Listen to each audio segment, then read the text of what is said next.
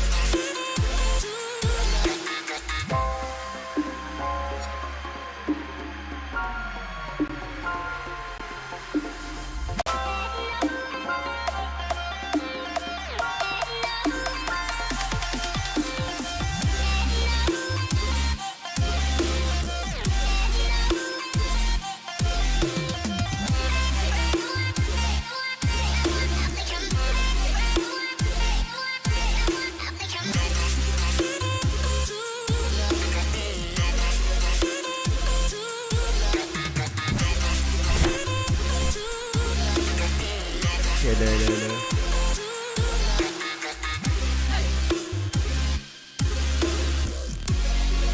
1 sec.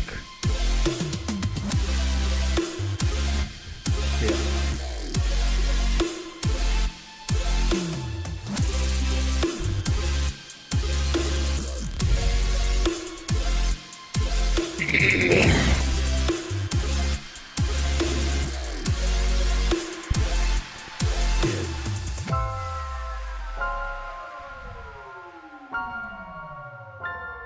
Oh, you're gonna put the screen.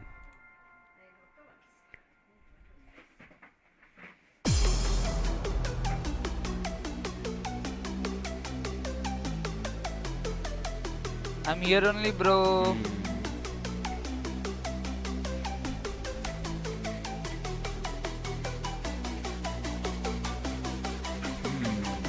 Interesting.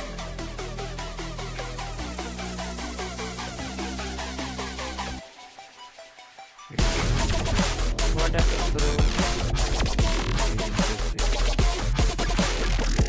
What? Yeah.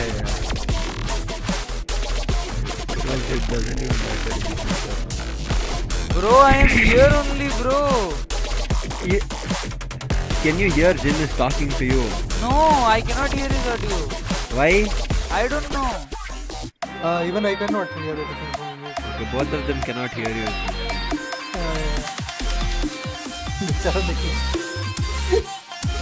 I'm Bye. here only.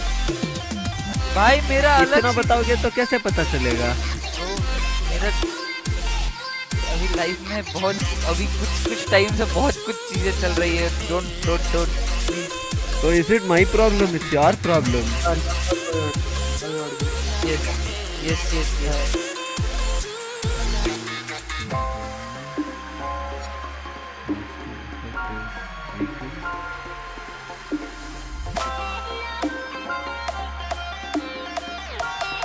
Wifi मेरे को ठीक करने का मन कर रहा है बस.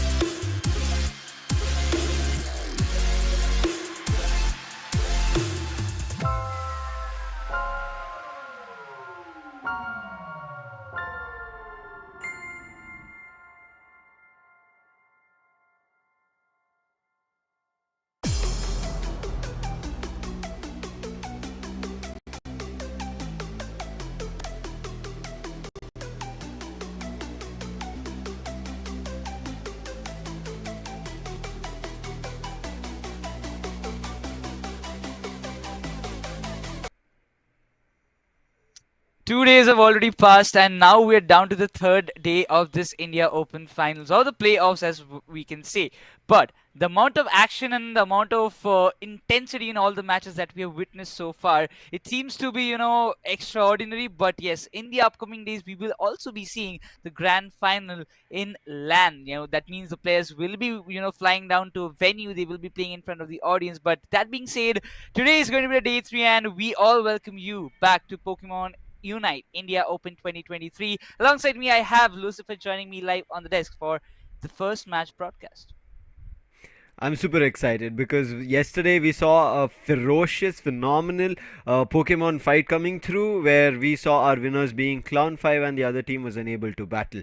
And today we will see one of their games again, but it's going to be towards the end. But because of that firepower ending that we saw yesterday, the fierceness that the trainers had, I'm just expecting a lot more right now as we start off from the winner brackets today and look forward to a journey because I think in the winner brackets, matches have not seemed so close, or I would say not so competitive, or I would feel like so fierce. If that happens here in starting things off, because the first game on hand is going to be a power pack game, Necros. I'm hoping for it. Let's see what kind of takes place there. I mean, obviously, if you just remember the past tournaments that happened, especially the WCS regional qualifiers, the lower bracket always seems to be way more interesting than the upper brackets. Yeah. I don't know why. I don't know every time why we see this in Pokemon Unite, but maybe this is the beauty of this game, and specifically the tournaments.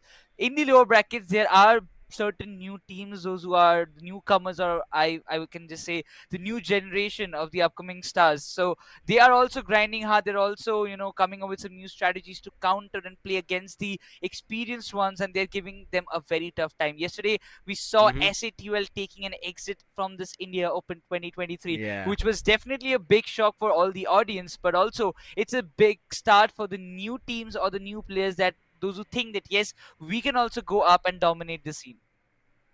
Let's jump into the brackets, give them a gist or detail of all the things that have happened so far.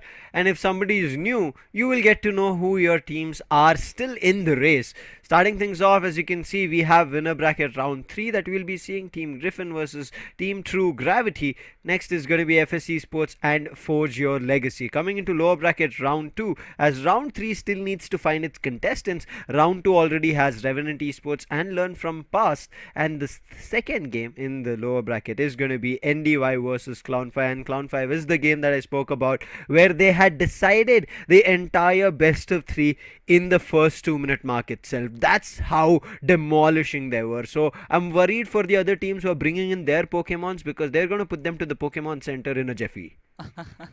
And definitely Nurse will be ready to treat them right. But eventually, when we talk about the other upcoming teams, yes, from the winner bracket round 3, 2 of the teams will be moving down to the lower brackets, and from the lower brackets, as what we are seeing, Revenant Esports will be facing Learn From Past, those who have defeated the mighty SATUL in the lower bracket round 1, and they have made their place in the second round. I'm looking forward to see what do they have to offer in front of the newly formed Revenant Esports, because they seem to be struggling a little bit in these days. See, I right as of now see like every team is having their struggles, because we've seen a lot of roster changes, Necros.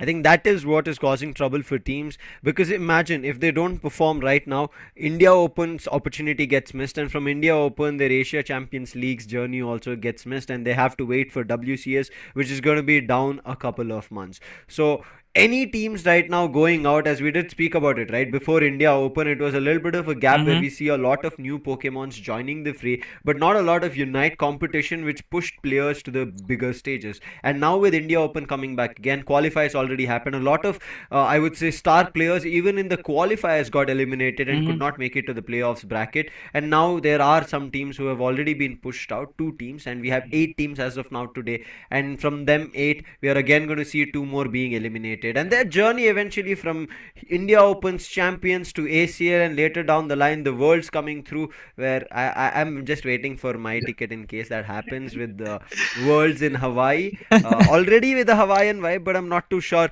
who the teams are going to be, because Necro's journey right for Hawaii is long. I've not gone so far, but a journey that other players will try to take is going to be in the draft one. Let's jump into that. Apart from the small dad jokes that I was trying to crack, we have our ban phase coming in, Necros. What are your picks coming through in the ban? Well, if by observing the previous matches, a Hoopa ban is what I will expect, because you don't eventually would like to have that Hoopa support for the opponent's team, because that is some real trouble for anybody, with those hyperspace. So that is what we are seeing inside of Team Griffin. A Zacian and a Hoopa ban from both the ends. I think as of now, from side of True Gravity, it should have been a player ban coming through rather than a generalized support ban. Let's see what the first choice is going to be. In the recent times, it's been Mew, and especially the Beamer Mew, who's been devastating. Yes, we have seen Mewtwo as well causing troubles in the ranked lobbies. Therefore, Mewtwo, if viewers are wondering why there's no Mewtwo, Mewtwo as of now in the competitive circuit is not allowed. Every other Pokemon is, meaning Mimikyu is also allowed, which we have not seen being picked. Melon coming in. Melon have picked themselves the Umbreon. We saw Melon how wonderfully he played last time. Merriam sticks onto the Blaziken, and we spoke about the Blaziken's performance on Merriam. He proved a fact to their opponents. And instantly we also see Zisol picking up that Inteleon. Yesterday's Inteleon action was really something that we witnessed, and especially coming up in the later matches where we saw the snipe shot being used very nicely. Yes, it does take a lot of chances, because if you miss it, the entire value goes down. So it's a risky move itself, but also if you play on the liquidation, there is a sure hit possibility that you can get. But on the other hand, we will be seeing Mikey going with the Clippable alongside a Glaceon. We also witnessed Glaceon being so much fruitful for the teams yesterday.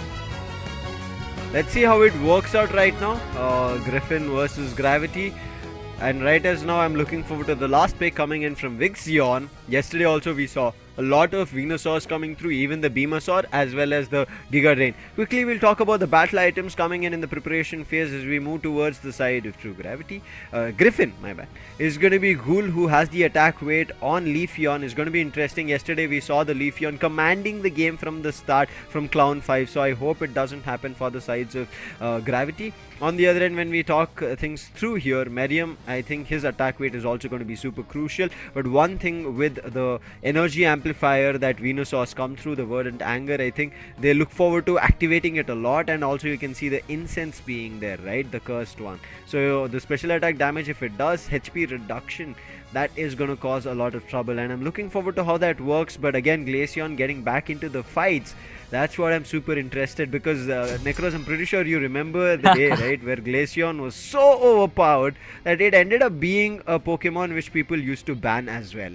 I mean, you wouldn't like to face those icicle spears coming along the way, because if you are a kind of person or supporter, you want to make a fallback, those are something that can cause some real damage or the real trouble for you. But again, after Glaceon got nerfed, it seemed to us that it might just go out of meta. But again, every other Pokemon, if you can play it nicely, if you are a master in playing in it, there I don't think you will face a lot of consequences. But that being said, the first match goes underway. This BO3 series between Team Griffin and True Gravity, out of which one team will lose their one lifeline in this India Open, and they will move down to the lower brackets, but the other one will move forward in the winner bracket itself. One thing for sure that I'm kind of going to be enjoying on the side of Griffin is going to be the evolutions coming through. Where on True Gravity sense, it's only one Melon that is going to be playing on it. So we'll see, he's going in for the early goals coming through. But he might get even KO'd because the Leafeon is evolved. He needs to run away, uses the XP and makes the run rather than giving the first KO. So on both the ends, we see the early goals with Ghoul. Even though he has the attack weight, he's not gotten his first stack through. So that's something that he has to look forward to. But Merriam, he gets his stack and he's now back. He has done, he's just trying to level up himself as fast as possible. But you just can see like 3 to 4 players from the side of, at least 3 players be on the top lane, and definitely Blaziken, like Medium specifically, will be needing a lot of help, and that's why we see the Venusaur coming into the play, maybe on the top lane, trying to help him, and that might just bring him a lot of value. At this very start, Griffin looking for successful stacks themselves, while the Altavian Swablues will be going in favor of Team Gravity with that beautiful solar beam from the side of Venusaur. But instantly they want to make a back out. Umbreon also completing his stack in the bottom lane. Just make sure that he levels up faster as in a comparison to Miriam is trying to make a stop to it, but the goals are just coming on the way. Illusion also is quite aware that if he gets the solar beam active for himself, he can find a lot of value, and that's why he's doing it. Just supporting his supporters, specifically the Clippable, trying him, like letting him to go with the scores and stack up as fast as possible. But for Miriam, he's not getting a lot of chances, but that points coming up from the side of Leafeon will create a lot of hindrances for the side of True Gravity. But that being said, Melon, we see him on the bottom lane, being all alone, but there's a lot of mid stack coming. There's a lot of contention in the legendary pit as of now, but that gives a lot of room for Umbreon to go with those small scores and instantly, slowly and gradually boosting his XP with that Snarl. He's also trying to put a lot of damage, but I really wonder that this Inteleon as well as this Venusaur combination in the I would say composition in the lineup can create a lot of problems for the side of Team Griffin if they're not able to counter. But as it seems the early game, there is a big level difference working out for Team Griffin, as the Leafeon has already evolved to level 8, while the Mew and Glacier will also create a lot of problems. The Solar Beam comes into the play, and still all those Swablues and Ulteria going in the favor of True Gravity will a little bit of impact, I would say, at this point. But in terms of score, yes, Team Griffin, they are a bit forward, but in the span of 6 more seconds, both the Regis in the top and bottom lane will be spawning, while Team Griffin is looking much more forward to get this Reggie steal in their favor, while Umbreon might just hop in the right from the Snarl will be stunning the Leafeon at this point. But if we're trying to handle the pressure, comes up with a Unite, commits a Unite goal in the distance, trying to avoid those approach from the side of True Gravity. But at this point, being said, those points coming under the way, but Inteleon will be the one to secure the Regis in their favor. The approach from Griffin has been denied by those Unites getting committed by Glacier as well. 2 Unites from Leafeon and Glacier both being in the vein, but Venusaur at last commits a Unite and instantly forces Griffin to back out from this position, while Blaziken, he's single-handedly melting the Regilican now. Right now it is a little bit of a small lead that Griffin has. They have to still capitalize. You spoke about Blaziken getting control of things, but he was only able to score a 20, not a big 40 dunk coming in. That means that there have not been a lot of instances to get AOS energy, but Miriam, okay, the overheat, was it a misclick? I think so, but thankfully there was nobody to make a hit on him. He'll be able to survive and run. The Blaze Kick right as of now, along with his teammates, he's moved up towards the top path, gearing up for a team fight coming through. Miriam is a little bit stuck right now. Icy Wind hit, and then comes in the liquidation to help over there. Therefore, Miriam survives and backs off.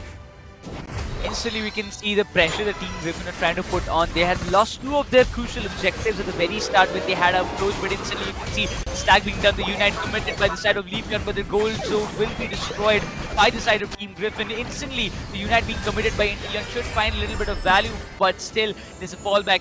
Mew comes up with the Mystical Mirage, trying to push out True Gravity from their area, but it seems they want to go for a complete stack push, and that might actually work out. A lot of Solar Beams being committed by Leafeon, still trying to push all the players of True Gravity in the back end. But True Gravity is not backing off. Nice control of things coming through, especially making sure that Miriam has his healing ongoing. Worked out really well. True Gravity will have all their players surviving. They finally broke the tier 1 on the top path, just like theirs was broken earlier.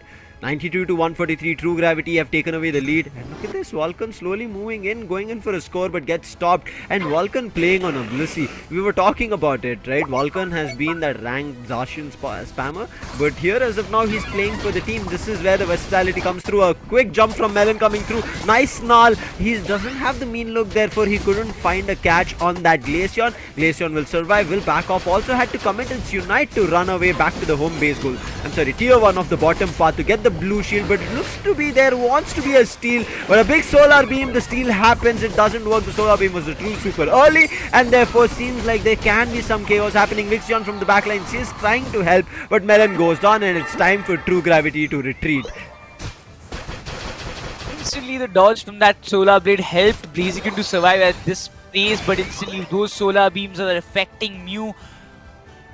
All the time he is just going for the Solar Beam or trying to damage the opponents. True Gravity are able to dodge it every other time, but Blaziken instantly he backs out and went to the top lane. Glacier and Leafeon are still there, with a tier 1 gold zone in the bottom lane has still not been destroyed and not been damaged, like not been scored a lot, so they want to Team Griffin more it as much as possible, but they also have to make sure, because if you talk about tier 1 goals on the bottom, gravity is still not touched, completely untouched, and right now it seems the complete stack which will be coming up from the side of Team Grip. They want to go in, and they want to go with a heavy score while a lot of unites being committed. Melon going down is the cause of trouble here for Gravity, and Griffin taking advantage of it, and Noah playing brilliantly on that slow bro, acting that brilliant. Tank and Ghoul immediately jumps in 2-step, and then a Solar Boing coming through gets a KO, and Griffin back on the lead at 192. Regieleki on top has also spawned. Now they can go for the top Regieleki. Tier 1 of bottom has been destroyed for True Gravity. They cannot take it lightly. Quickly talking about level, it is going to be the advantage on Snowy, who is on level 13. Mew comes to level 12 as we speak, as goes for even the Leafeon. Then again tries to start things off. The Snarl to try and get a hold of Mikey, but Mikey is quicker on that follow me, as well as Moonlight coming through. Miriam and Melon unable to do anything. Now it's going to be a 3-man push coming through. Therefore True Gravity have to play it a tad bit slower. Zishal is ready to help out his teammates, but he knows he's an Inteleon. He cannot push in from the front line. Griffin, they've already started melting the Regieleki, and before Melon could even hit a Snarl, it gets a confirmation on that ice event. Somehow Miriam manages to close things out by taking the Glaceon down, but the other players back off, and Regieleki easily walking its path on the top path, making True Gravity's goal zone vulnerable.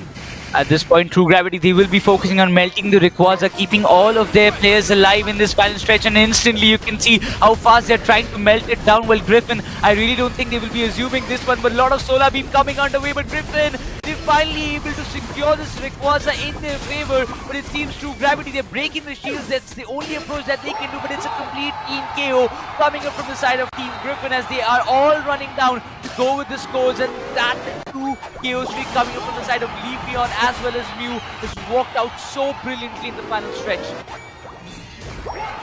There's nothing that Gravity can do right now, especially because goals have been dunked from the side of Griffin. They can try and break those shields, but as of now, sitting at a 500 to a 143 lead, this game seems to be done. This battle is over. It is going to be Griffin winning it out. There is still time on the clock, 1 minute, but recovering so much Eos energy, like individually if you talk about it, every Pokemon that Gravity have, they need to have 50 Eos energy, and you can see Griffin, they're not even letting them get wild Pokemon and also wild Eos energy, if I would want to say it like that are lying around the ground. They're taking everything. Finally, there seems to be a bottom path push coming through, but you can see Ghoul maintaining his distance, pushing in from the back lines. Miriam is low. Leaf Blade does not connect, but his intentions on the Solar Boink was on the Venusaur, then comes in the 2-step, finds Miriam along with the help of the Mew, and the Blissey also goes. It's all down to Melon, and he also gets wiped by the Mew. A 2 KO streak, and the entire team has been wiped. True Gravity have nothing, as a big 44 Snowy will done, get it to 88, and everybody else pushing to the home base goal zone to increase the difference, and Team Griffin will confirm this victory in this game number 1 of match 1. They started off with a good level difference before the objectives came in, and then after the first objectives is completely secured by True Gravity, they were able to match up to the levels, but after that, Team Griffin's counter-attack and also the good approach of securing those objectives right from the hands of True Gravity helped them a lot. I mean, you just managed to steal, or I would say secure, in front of the opposition team, and after that, catch up to your own level difference that you were able to start off with was literally huge. But talking about the entire stats, we just see a complete team contribution, I would say, coming up from the side of Team Griffin. I mean, I think in the initial game as well, we did see Team Griffin were the ones who had things in the control. But I think in between, Gravity got a little bit in their favor. But as of now, I think once that bottom path fight happened and Glaceon was able to secure the Reggie, the objective was super crucial, and from there on itself, I think Gravity lost control of everything. And you could see Ghoul played super smart. He understood that they will try to isolate either Ghoul or even the Glaceon, and Glaceon also played very smart, used to move away from their opponents and made sure they survived. In terms of chaos, it's not going to be a brilliant big difference that you can see. As you can see, some people are 7 knockouts, 5, 5 coming through. On the other end also we can see 4 and 3 knockouts coming through for Gravity. But we'll talk about the damage being dealt. Ghoul, as you can see on a speed still, is at 80,000, Miriam at 70,000 coming through, which is going to be an effective factor coming through. That's the reason we spoke about it. The stacking coming through was crucial. Ghoul and Miriam, I think their stacks were very close to each other, therefore they were able to do enough damage together. But I think here somewhere Melon kind of ended up being that tank who was a little bit too early into fights, and his teammates were not there to provide enough support. That's what it costed, I believe. The solar beam from the side of Vixion were done nicely. I mean, committed in the right place, but eventually Team Griffin were able to dodge it a lot of number of times. We can see that's why the damage dealt, he's just being on a 67. But talking about Illusion, he had over like 1 lakh plus damage in his name with that solar beam and constant support coming from his end. Also able to secure the Rayquaza in the final stretch was never too easy in like between all the fights that actually happened there. We can finally see the movesets that are being used, but in the early game, it was a very close contention between both the teams till the 4th minute marker. But after that, one after another, tier 1 goal zones being broken down by each other from the sides. But the scoring never stopped from both the ends. Even till the 8th minute marker, it seemed to me that yes, True Gravity can also make a comeback, while if Griffin were were struggling a little bit before getting those objectives. Stacking, we spoke about it. As you can see, it's later towards the 2nd minute to 6th minute mark. We can see the stacks coming in from Blaziken, and that was a 3 stack coming through. I think Ghoul had a similar one, nothing much to be worried about, because already Ghoul along with his teammates have won the battle.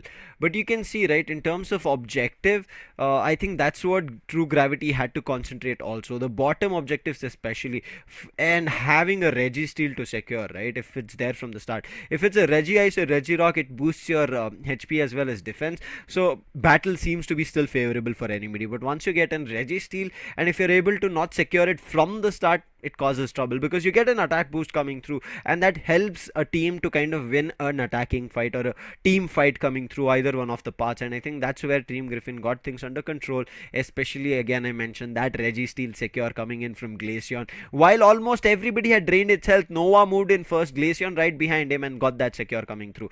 This is yet the first game of the best of 3. There is still a chance for Gravity as we jump into the draft phase again to see what changes they make, as True Gravity will now move over to the purple side, meaning they will get the chance of getting the first pick, Necros. Also, another thing that I kind of felt it fell a little bit flat was the Inteleon pick. It did come up with a liquidation, but we saw liquidation being a move which kind of pacified the opponents rather than find chaos on them. I mean, they just tried. I believe that after seeing those previous day matches, they have witnessed that Inteleon on Snipe Shot can be very much effective, because if it deals the damage, it can give you a lot of trouble from a distance. But if you miss the shot, that might create a lot of problems in the later stage of the game. That's why they went for liquidation. But the way they wanted to use Venusaur and Inteleon side by side, because Venusaur with the solar beam could have worked out for those secures, but also Inteleon on liquidation was there probably to support the front line, especially Umbreon. But the way Umbreon was stepping up and in front of the audience, being like tanking a lot of damage against the opposition team, it seemed to me like Inteleon cannot manage it up to provide him the support that he was required at that point. I think in terms of changes, True Gravity, not too sure they need to be having a big one. We did see Vixion playing Chandelier. I think it worked out really well in the previous matches as well to qualify to the winner bracket round 3. Maybe they bring it back here in the second round of this, I can say, kind of quarterfinals, because there is going to be the upper bracket finals after this. Something that I would want to see is going to be both these teams kind of making their move in the direction of the finals, but I'm pretty sure, because being in the winner bracket position, right, it's not going to be easy for both the teams to qualify. One has to go through a loss, but if it's a 2-0 loss, I think I'm pretty sure Gravity will not be happy. Let's jump into the draft phase of this second game and see if there is a chance that things have been changed. As you can see from the right side, always on the orange end of things, it's always a Zacian ban, which has been a perma one. But on the left side, purple things, to make things interesting, we end up seeing a Mew ban coming through, making sure the chance of Illusion picking up the Mew and the beaming is going to be denied. So there are chances of the Inteleon coming back, the Venusaur is still in play, and I'm looking forward to whether the Inteleon gets picked up from the side of True Gravity. If the Inteleon gets picked one more time, they have to make sure that they can just use it in a much more precise way. But given a chance, Vulcan starts off picking with the Hoopa, a supporter which is one of a kind. We always say it because I don't think in a comparison there can be anybody to provide those instant transportation of your Pokemons from towards the home base. But once again on the counter, we see Illusion going with the Inteleon, while Goal will be sticking to the Leafeon itself.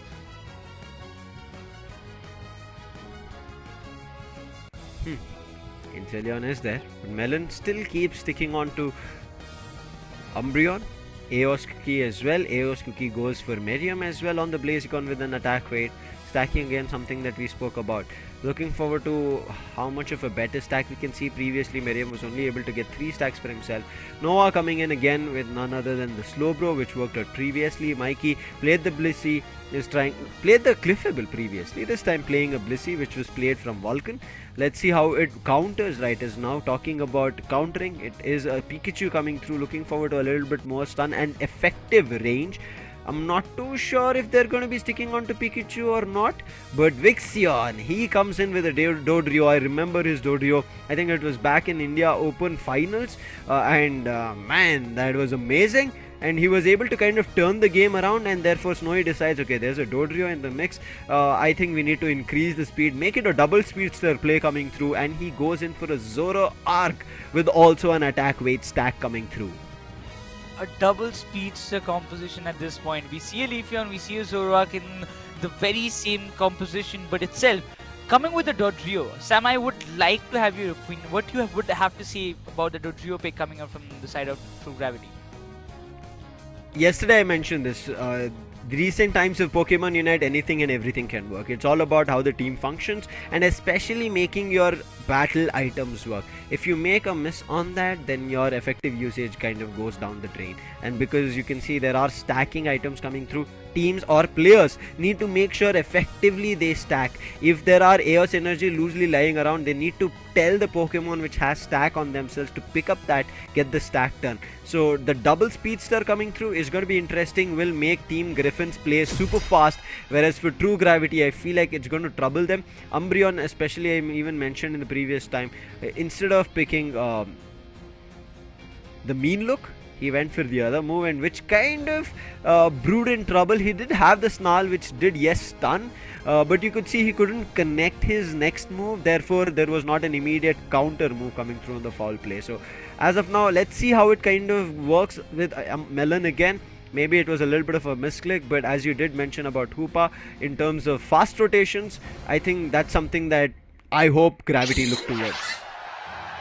That being said, let's just start the second match of this BO3 series, as Team True Gravity will be taking on Team Griffin for the second time in this BO3 series. They are fighting for their own survival in the upper brackets, but for Team Griffin, if they win this one, they will be instantly moving forward in the upper brackets itself. But that being said, that's the main question. A lot of speedsters coming into play after a lot of time. I mean, we do see Leafeon, and probably that's what we saw in the past 2 days, most probably. But yeah, seeing a Dodrio, seeing a Zoroark coming into the play. Also, I'm looking forward to see how they will be playing, but the stacks will be crucial. Blaziken, he needs to just do it a little bit much more faster, because in the previous match, it was close to Leafeon, but Leafeon could, he was able to found a lot of value in a comparison to Blaziken.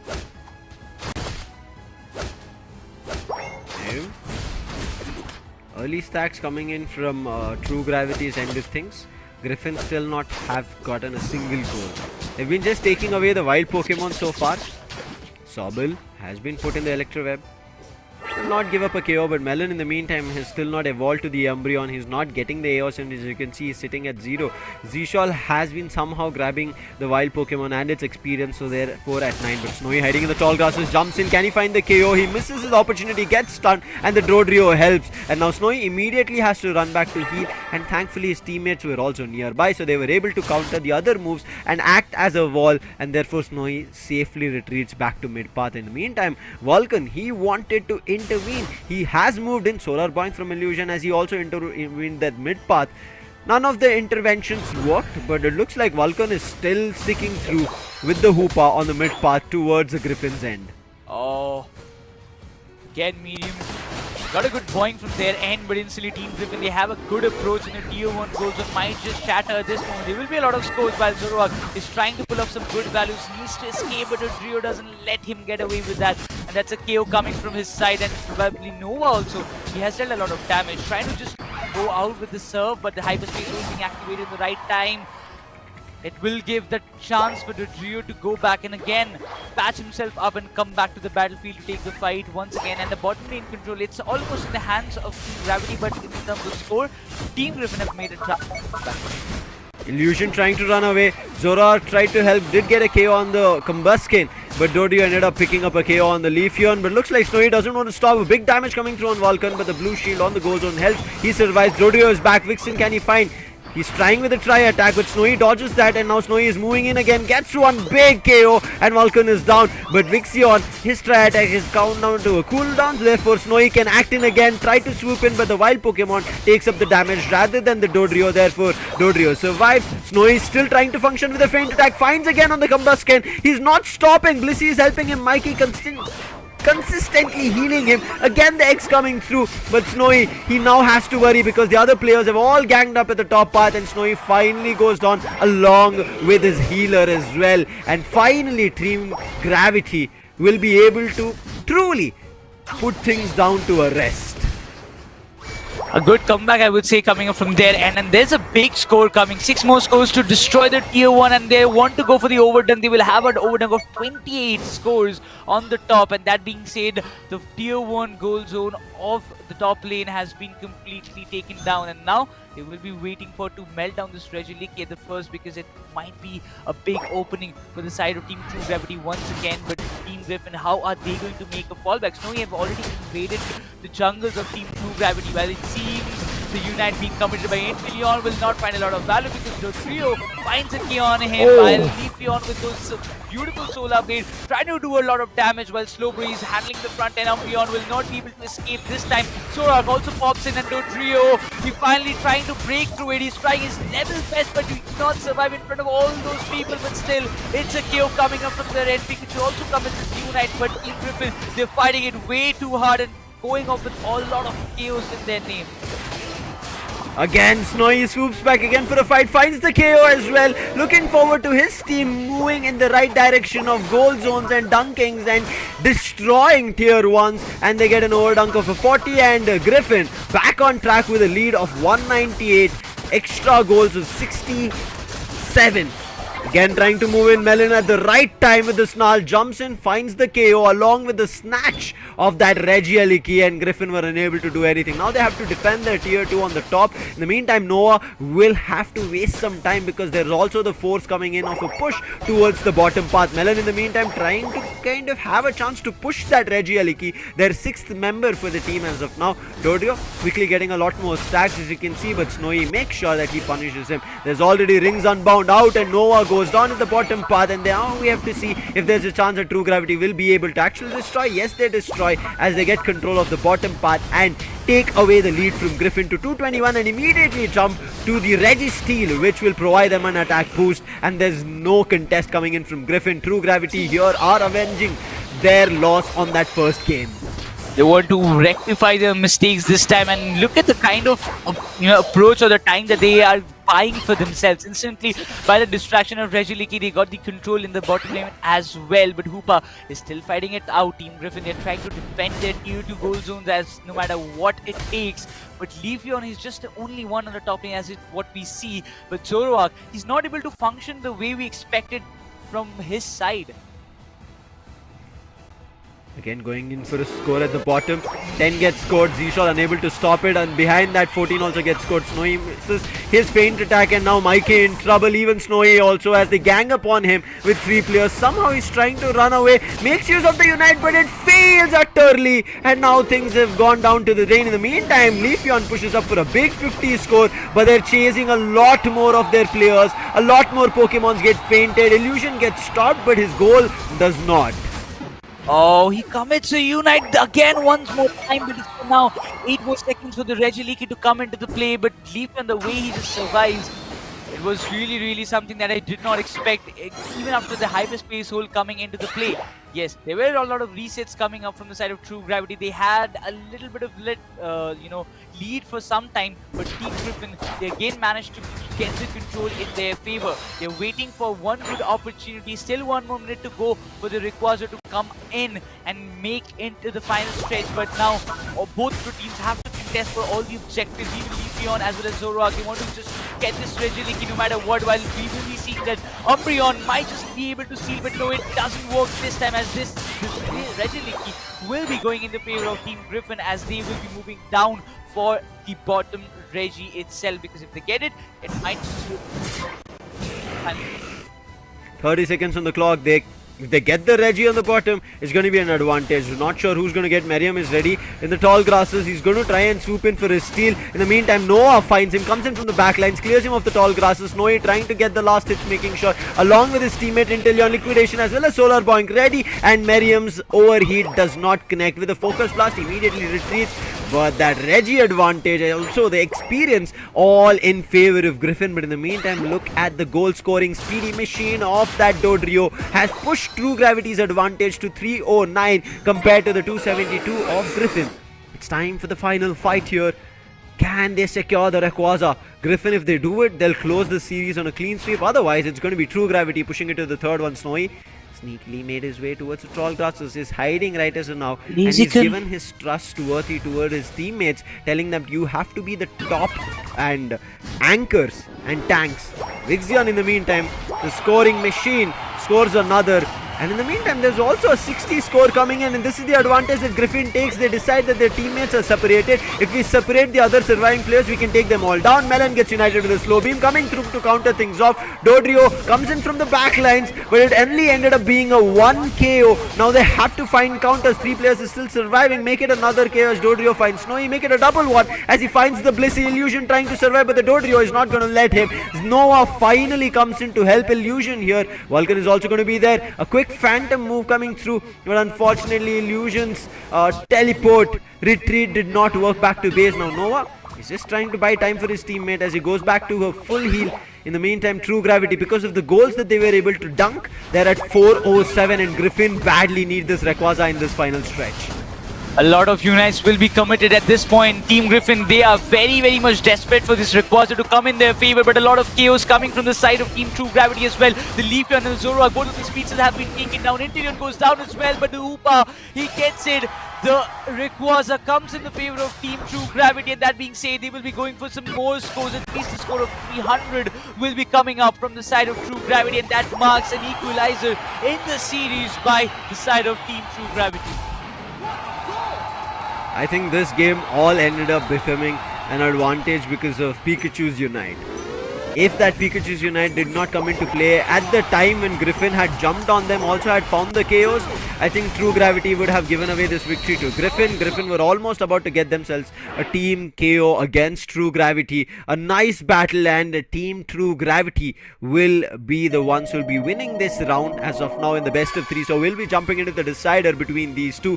But a great game coming in from Zishal towards the end, and especially Vixion as well as Merriam chiming in at the right time as he saw that Melon and Vulcan were forced to a KO. They both swoop in, and I think Vixion also not coming his Unite super early, right? Once he had done the damage with his try attack, then uses his Unite, and that's where he found the KO, making it a 2 KO streak, even taking down the Blissey. And once the healer was out, once the ranged attacker was out, and especially the main damage dealing problem Snowy was taken down, Gravity knew it was their game.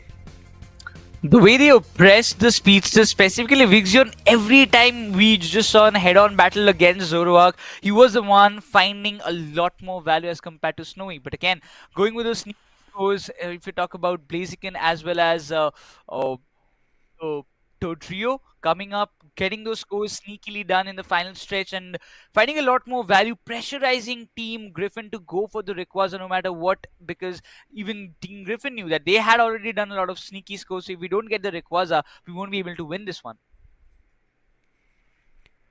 Right, as now in terms of damage, if we speak, you can see the highest damage coming in from side of Team True Gravity is 71,000 on Vixion's end.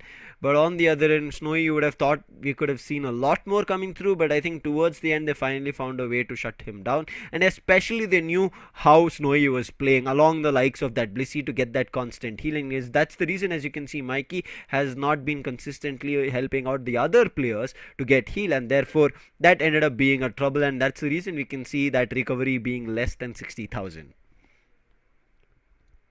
It was all in all, I would say, a brilliant comeback match from the side of Team True Gravity. From the very start, they were, stacking up with their own Pokemon, specifically the Blaziken as well as the Dodrio, finding those stacks, leveling themselves up, and like in the very right moment, they got those KOs as well. Whenever they engaged themselves in those fights, they found the value. But again, if you just look at the stats at this point, till the 4th minute, it was a very close battle because after the start, after like around like a 2.5 minutes, we just saw Team Griffin making a comeback. Both of their sides, 1-1 Tier 1 gold zones were taken down on the top lane. Then the objectives came into play. But more or less, we can say that Team Griffin, they tried to make a comeback, but in the final 2 minutes, in the final stretch, Team True Gravity were the better team to perform. Right, as now scores have been evened. These trainers are ready for another 5v5 Necros to make sure that who is going to be calling themselves the upper bracket finalists, right? One step away from there. And if you become a finalist very early on, it puts you on an advantage, and I'm pretty sure everybody wants to be on that advantage and do not want to use their safety net super early. Talking about the playstyle of True Gravity as well as Griffin, I think it has been heavy hitting, especially with Snowy leading charge and Miriam on the other end. And Miriam and Snowy have played on that same squad in Marcos very early on, back towards the last year, if you want to talk about it. And now that they are against each other, yes, they know a little bit of their playstyles. That was kind of trying to get a gauge of. Snowy is super aggressive. He likes to go right in front of the opponent's face and will always stand for a battle. If he gets help from his teammates, as you saw on the top path, right, he was menacing. He was taking everybody down, irrespective of Vixion, even going back to the flux zone, getting a blue shield. He was still trying to battle it out and find a KO on the Dodrio. Unfortunately, the other players respawned and they were back from the cooldown, and that's the reason Snowy went out. Otherwise, Snowy is like, I'm here for a fight. I'm looking forward to a lot more. On the other end, it looks like Miriam plays a little bit calm and composed, sticks along with his teammates, and once the team is ready, then we see the swoop in coming through. But as of now, I think we are ready for the highlights. And you can see Snowy, every time he wanted to take that Dodrio down, some or the other player used to come in front of him, and the Dodrio always survived. I think if there would have been a chance for Snowy to take down the Dodrio, Snowy would have been super happy. And Dodrio on the other end, we know him as the scoring machine of any lobby, and also easier stacks coming through with the Dodrio if you have it on your team. And that's what I think you saw, what usage or what advantage was done from True Gravity. Made use of it to its utmost potential. Called it even in the pick phase, right? That bringing in Vixion on the Dodrio, I still remember how menacing he was, and this was again back in India Open 2022, and he makes it happen here again. Yeah, even in the final stretch, we saw that kind of Snowy being completely restricted one after another. But Blaziken, he was being trapped. But instead of that, whenever that, I would say that the trio hopped in and Blaziken finding a lot of value, and the Unites being committed, they were saved by Team True Gravity. They were waiting for, yes, let the scores come up, specifically when they knew that Blaziken and Dodrio, they're going for the scores in the top and bottom lane respectively. They made the scores happen, and instantly there was a call definitely that now you can come to the legendary pit and we can initiate the fight and get the complete team KO down so that we can get a lot of more scores. They already knew that they had a lead, but then the trio came into the play. He came up with those unites, as you mentioned. He got the 2K, but also Hoopa, who was saving his unite for the final moment, he also unleashed it at the very right time, and everything just went all in the favor of Team True Gravity. Yeah, one decision from Griffin was that they wanted to catch the players. put and dump their unites down, which kind of worked. I felt like one of the unites that mainly worked was a slow beam coming in from Slowbro, but the other unites which were tried to being dumped were dodged from the other players. Yes, they still were able to find the knockouts, but it was not enough. And especially the Zora Arc unites kind of failed a lot of times, right? We saw once at the bottom path, even towards the final stretch battle, where along with the slow beam that unite was done. I think it was a little bit too early. Rather than jumping towards the other players, intended to find that KO on Melon on Umbreon, and they did eventually, but the other player somehow managed to survive. So early dumping of Unites was also a problem coming in for the side of Griffin. I hope they're going to be correcting it, because they were the ones who got that first victory. We spoke about Griffin. They were the ones also to push SATUL down, and I'm pretty sure Griffin are looking forward to winning and moving towards the upper bracket finals. And especially if they do make their way there, they will confirm their slot for the LAN, and they will be playing it on LAN, and who doesn't want to, right? So right now that's where I feel like the teams are going to be striking themselves to get a ticket to LAN, where they can fight and play in front of the audience, their fan favorites. If they can make it there, they'll be more than happy. If they cannot, the journey just gets tougher, and hope for no eliminations. But part and parcel of the competition, there will be eliminations, and as you saw today's games, we will kind of move into them very soon. As soon as this best of 3 concludes, is going to be 2 more lower bracket games, Necros, and therefore 2 more eliminations in India Open. I mean, it's not that easy to, say bye-bye to the teams, because every team who have made it to this far from the registration phase, from probably the round 1 to this, we see a lot of teams like Clown5, Learn from Past and all coming into the play. There was only 2 invited teams, that was SATUL and FS Esports in the entire India Open 2023. All the teams that you are seeing right now, except FS Esports at this moment, all the other teams have made it this far from playing from round 1. So it's not that easy for them to, also just say that we got eliminated and our journey ends here. But as you mentioned, that everything has like a part and parcel, and you have to take, or you have to go with the flow, that yes, these teams, they were not able to perform, that's why they're getting eliminated. But also, yesterday we saw 2 teams getting eliminated, today we will also see 2 teams getting eliminated as well. But that being said, we will find the best team in India after this tournament ends.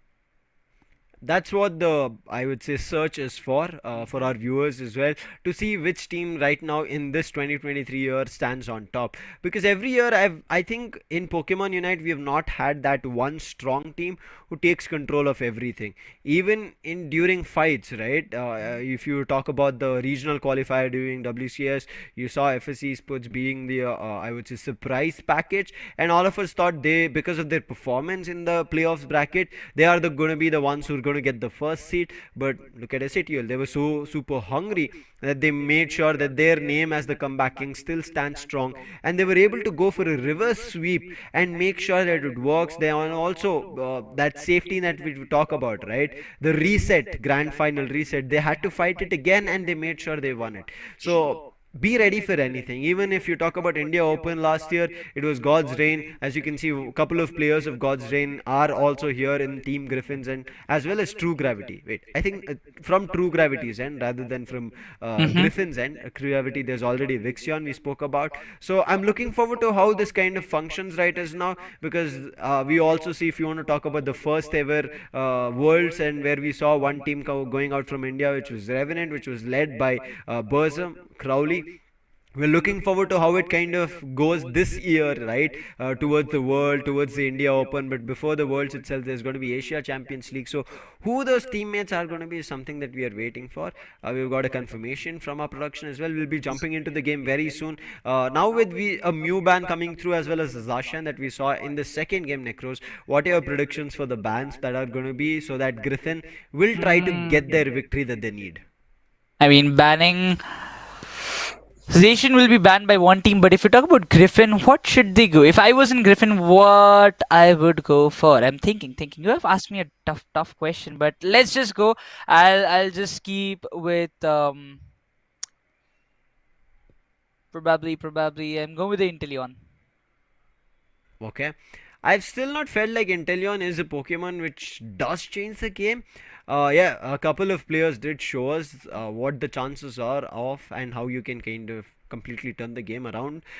Yesterday you did even mention when you guys were casting the SATUL game, right? The snipe shots being missed. If snipe shots connect, it's a devastating move. If Yeah. it doesn't connect, that's a crit hit that you miss, meaning finding a chance of a KO kind of gets eliminated, and then you have to again wait for a cooldown. Again, cooldown might not be great because you would have two on your back, making sure that if one misses you can use the second, but you also need to understand that snipe shot is not as quick as spirit shackle that you can use. It's not like powering it up, but it's like aiming it, and if you're able to aim it properly, then you find damage. Otherwise, spirit shackle, even in case you don't power it up, you can still send it in the straight direction and it would go and hit the opponent, maybe not with great damage, but it still finds enough damage. But you can see, right, even though these kind of Pokemons are there in the fray, it's all about how the team synergizes with it, and that's the reason in the start when I saw Vixion picking up the Venusaur, I thought that Venusaur would be more effective coming in from rather than the Mew on the other end, but it ended up being that the stacking kind of helped out for Ghoul, and therefore he was always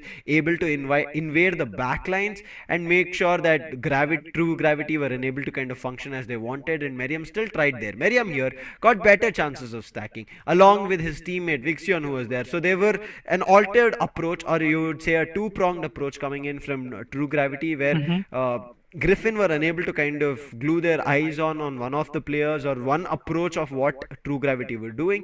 So having that different mindsets of other players doing many different things, I think calls went a little bit haphazard. Something to look forward to, but again, that's what Pokemon is all about. Having so many Pokemons in the fray just makes the chances and the play styles very different.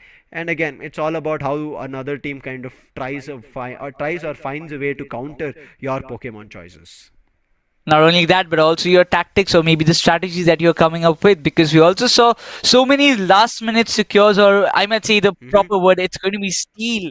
It's not just a case we just see one team completely melting down the Rayquaza or the Reggie, maybe Regieleki or the in the previous match only we just saw the Regieleki being melted down by Team Griffin, and instantly the Umbreon pops in and they be like, "Hello, I am here to get the steal out of your hands, and here I come." And instantly he just swoops it away in their favor. So every time we have to be very cautious in that way, but it seems we will be seeing a Hoopa and a Zacian ban. This is again the same ban that we saw in the first game between these two, making sure there are no early rotations, and with Mew being allowed, Illusion immediately picks it up, and Illusion has been super good with it. Meriam quickly locks on the Leafeon for his teammate, making sure that Ghoul doesn't get it this time. Melon still sticking on with the Umbreon. I'm not too sure if this time he's gonna go in for a foul play or a mean look. Let's wait and watch. On the other end, Mikey, he takes up that Pikachu as we saw previously from Zishal. Those thunders were effective enough to strike bolts or fears, but it feels like Mikey says, it's okay. We can look forward to a different range attacker as of now. We'll just trouble them and kind of sell a fake to them, and he immediately locks on none other than the Blaziken, denying it for Meriam on the other end. And Meriam, I'm not too sure what he's going to be playing, whether he sticks on to that Leafeon. Zishal in the meantime gets the Inteleon, and Vulcan gets back to the first game. Blissey, Cliffable goes back to Mikey as the first game, and I'm looking forward to what Ghoul picks. Is it truly an Aegislash that we are going to be seeing? A double all-rounder? And this is why I love Pokemon Unite. The metas are completely unpredictable. This 2023 era, it feels like a meta of comfort meta rather than a competitive meta. They're just going with what they are comfortable with, and that's why you just see it. At this point, we also see Vixion coming with the Chandelier back into the composition, and I really wish that it does work out, because the time we just saw that overheat also coming into the play. Overheat does give you a lot of damage. The after heat damage, I would say, when it burns you up. So you have to be very cautious as the opponent. But Aegislash versus a kind of Chandelier or something like that would be very crazy. Final preparation phase. Quickly talk about stacks here. It's only Meriam along with Melon carrying stacks. There's also the energy amplifier on Meriam. It looks interesting. I want to see how his Leafeon works, like how we did see on the other end running in Ghoul. In other counters, if you want to talk about stacks, there's nothing coming in for the side of Griffin. They have said we do not need any stacks. We'll contest and fight based on our attacks and making sure they also have that weakness policy gives them another benefit of an advantage. They'll take as much blows as possible, and their one final blow is going to be so effective that they're going to drain a lot of health of their opponents. It's time as these players are loading in for the last battle in this best of 3, whether it's going to be winner bracket finals coming through from True Gravity or Team Griffin. The battle starts now. A lot of questions will be there in the minds of the audience, that those who are watching us live, because for them they also like seem to be like, this Pokemon might not be meta, so why is it being used? But again, that kind of comfortable picks might actually make the play for both the teams. But now the question arises, they will be going for the usual jungling, as we see the Blaziken going into the mid path and the Chandelier being allowed from the side of Team Griffin to go in the mid path and level himself up as fast as possible. I'm really excited to see in the top lane contest, where we will be seeing a Mew as well as Mew coming up from the side of maybe a Edgy Slash in their end from the top lane, but from the side of Griffin there will be a Blissey as well as Umbreon. As you can see, mid path, because there's no stacking coming through, Blaziken is going in for a level up, going into Combusken. Vulcan in the meantime, snatching away the Citrus Berry, will be able to survive. Melon also not stacking, he's just looking forward to white Pokemon as of now, hasn't gotten anything. He's helping his Sobble evolve into Rizili and then looking forward to the Inteleon. Miriam, he's also out on the top path. Solar Boink secures the bunny for him. Zishal in the meantime making sure that Melon doesn't get KO'd, try to invade and intervene the fight, but it's still the eyes set on Melon to try and take him down. As of now, confused is the bunny, doesn't start moving ahead, but the last final hit to secure more Aeos energy also helps Melon evolve. Fight starts, Duo Blade is here, and Duo Blade takes away most of the Aeos energy. And now it looks to be a center fight coming through for the Altaria and Swablu very soon. In the meantime, a stack happens, because of which Vulcan is able to evolve and will be finally from Chansey to a Blissey.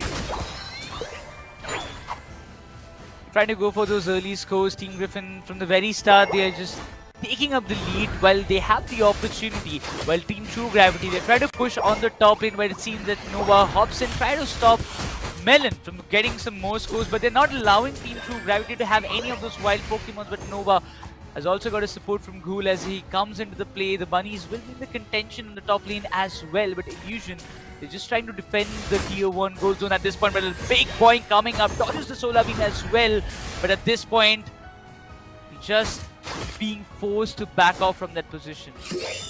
Only one stack, that is on Melon, and you can see continuously, constantly, that he's been going in for the stack. I'm pretty sure he's done a 6 stack on the Aeos Kiki, so nothing much to be worried for him from here on. Or if he's not done, I think I'm pretty sure at least 4 Melon has done. Nova in the meantime making sure he checks the tall grasses, doesn't get faltered to one of those cheeky plays. Tried to go for a snatch doesn't happen. It's going to be Zishal securing the NDD for himself. It's time in the next 20 seconds we're going to be seeing the Reggie, but before that a quick battle for the Solteria and Swablu. A nice foul play hit coming through from Melon, but unable to push the players. Then there's going to be the guard coming through, because of which Melon cannot continue his attacks. Slowbro as well as Aegislash both return back to the bottom path, tier 1. 2 more seconds for the Regis to spawn, and instantly you can see that early contention coming up from the side of Team True Gravity. They're desperate for this Regiliki, while this big Solar Boing might just cause a lot of trouble, but no, it doesn't. But Leafeon, steal! He gets the steal. He definitely manages to get the steal, but instantly being KO'd by Blaziken. They will find the scores itself, but the Regiliki will be pushed towards the tier 1 gold zone, while it seems that the business is still not done. Blissey was there, but the scores will not be denied. The scores will be coming up from the side of True Gravity. As Leafeon, he comes back into the battlefield. 106 to 82. Still a 20-point difference. Nothing much for Griffin to be worried about. But quickly talk about Unites as well. There are 2 Unites on the ready for the go for True Gravity. Same goes for Griffin. It seems to be very soon a team fight that is going to happen from either end. Nova checking tall grasses, and right behind him both Cliffable as well as Aegislash moving in for the bottom path. Melon. There's only one person standing on the bottom path. As they clear tall grasses, he quickly checks it up. He also gets to level 8, and his Unite also strikes. Miriam in the meantime was going in for a 30 score, but immediately the Blaziken was out, and therefore he couldn't do much. He still has the Emerald 2-step. Can he make use of it? His Solar Boing misses, and the other players are also started moving in, and now he's forced to back off. lot of the majority of the players of Team True Gravity, they are focusing on the top lane as they've already destroyed one of the towers, the tier 1 goal zone, but instantly the Blissey being completely on the target.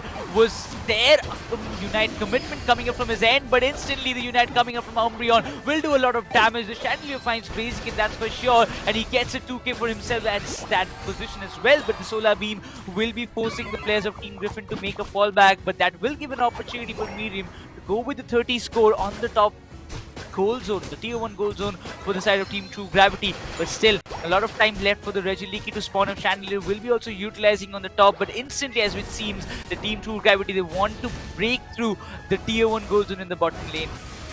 Miriam and Vixion, I thought they'll stick into the fight and try to take down the Aegis Slash, but they did a little bit wrong, that thinking that maybe there can be reinforcements, but they've all moved to the bottom path because of the Regi. This time True Gravity want to strike on the Regi at the bottom. It's going to be a steal which will help them boost their attack. Melon is ready with his Snarl. His jump timing is going to be super crucial. He uses his Snarl a little bit too early, therefore last hit secure is not going to be there from him. Blissey tried with the Egg Bomb, that also doesn't work, and making sure True Gravity get the attack advantage. They're moving in for a bottom path team fight. Spy Vision has been activated. Z-Shawl with all crit hits coming through wants to define the KO, but a slow beam coming through on Melon does not work. They still end up taking down the Slowbro. In the meantime, Aegis Slash alone takes the Regieleki on top, but Griffin strongly stand on the bottom path and control things in their favor.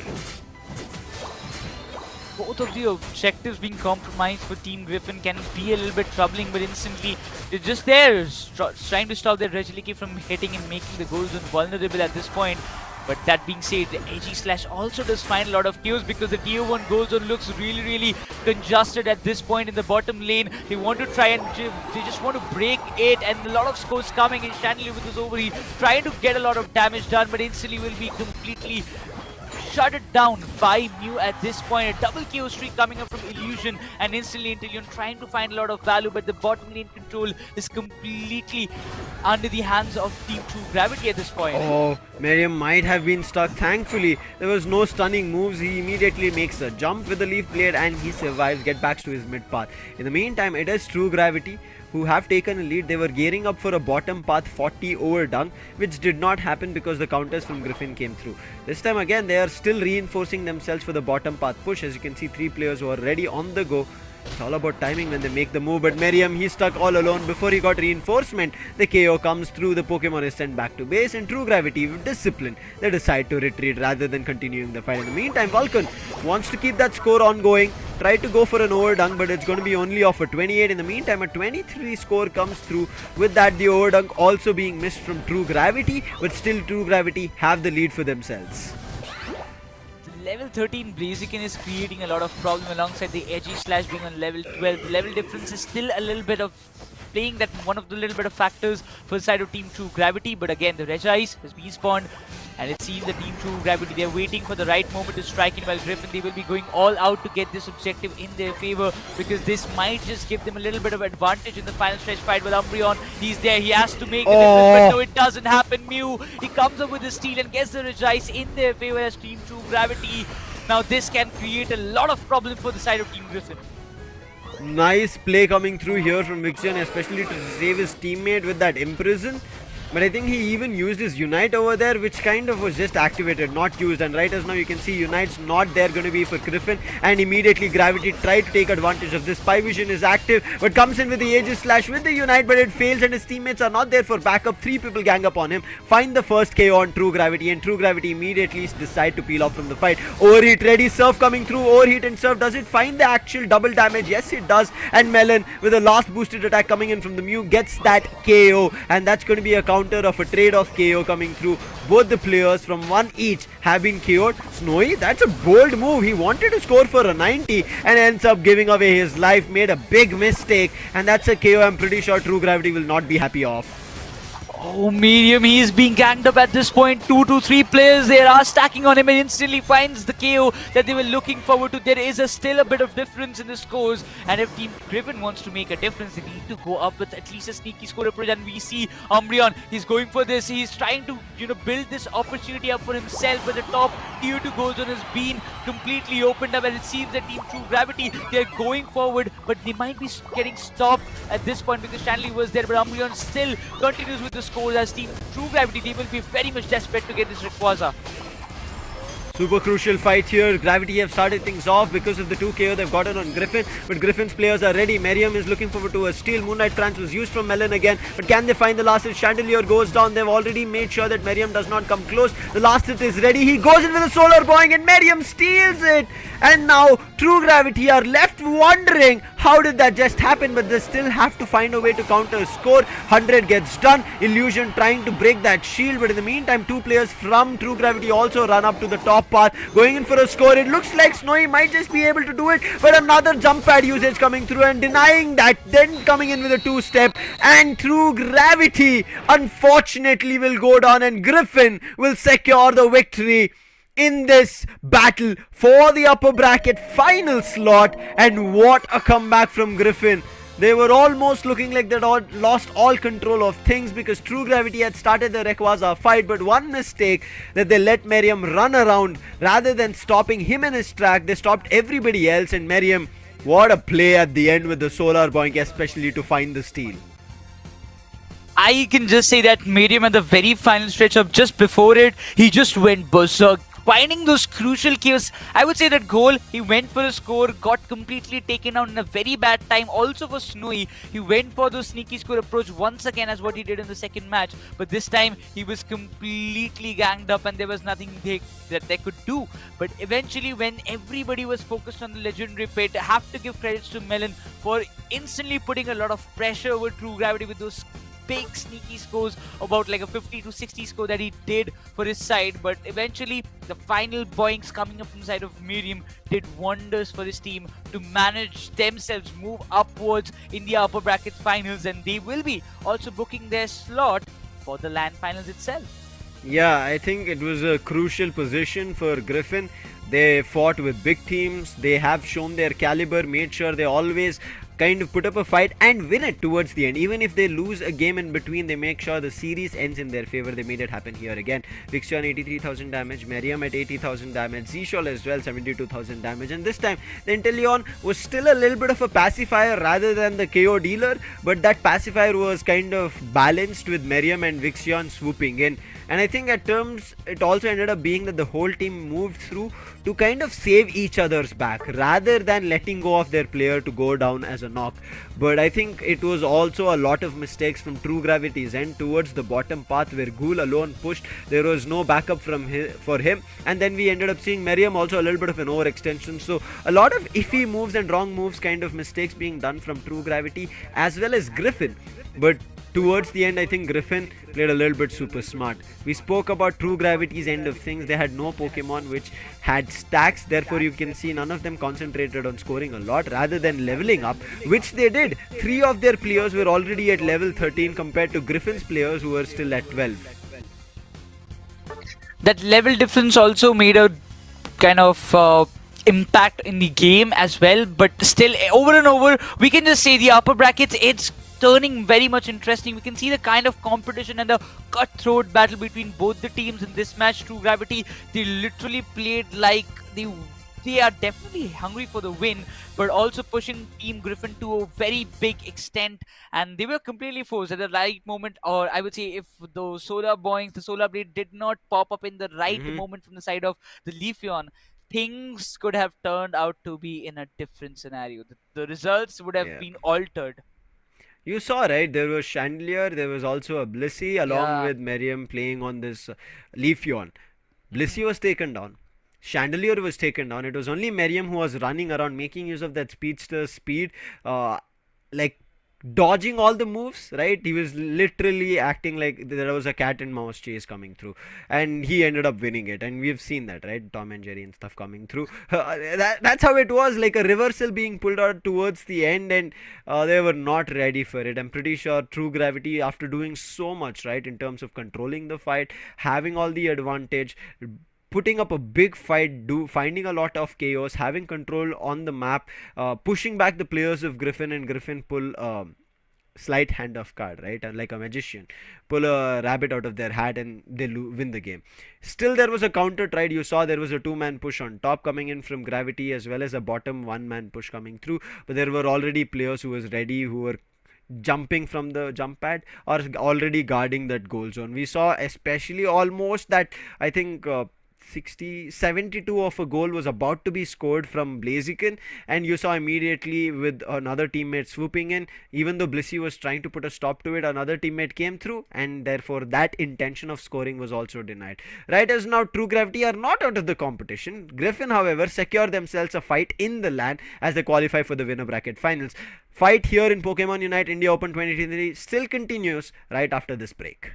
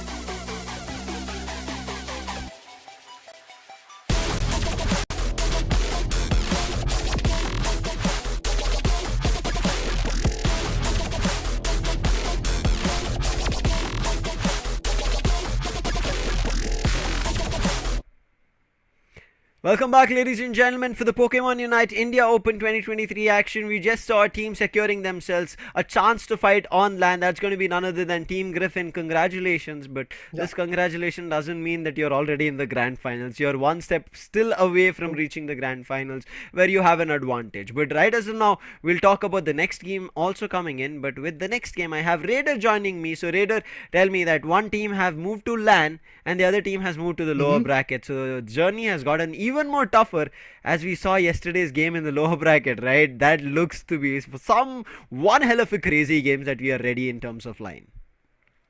Right, definitely. I mean, in the lower bracket, there is a certain type of fight where both the teams are trying to give their best because they don't know that if they lose from that bracket, they're out of the competition. That's exactly what happened to teams like Skyesports and Skyesports. So yes, every single team which is there in the lower bracket, they have to pull up their strategies and eventually give their best. The Masters have to be ready because again, if they lose, there's nothing really to pull up from here. It's going to be a tough journey for every team in the lower bracket. We saw competition that was cutthroat, competition that was kind of unstoppable kind of got decided in the early Mm-hmm. 2 minutes of the game. So there are so many teams who are hungry, and I think that's what we kind of spoke about. If you're hungry enough to find those victories, your hunger drives your passion, and the passion eventually yields in results. And I think right as now Yeah. that's what teams are working towards. We ended up with a great game coming in between True Gravity as well as Griffin. Griffin were a little bit dicey, but if not for Merriam saving their game, it could have been different. Now, True Gravity, I'm pretty sure they're not going to be happy. True Gravity, yes, was super close. We'll talk about where True Gravity have gone in the brackets right in front of our screens. True Gravity will be moving towards the lower bracket round 3, whereas Team Griffin will be moving towards a winner bracket round 4, which is the upper bracket finals. And in the meantime, we still Yeah. have 2 more games before True Gravity find their team, right? In the lower bracket round 3, it'll be updated Mm-hmm. very soon.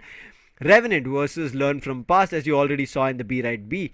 What do you think here, Raider, we have up on grabs? Revenant, in their first game, we didn't see much coming in from them when they fought against the Yeah. like of True Gravity. True Gravity seemed seamless. But now, True Gravity also being taken down. Revenant are also taken down.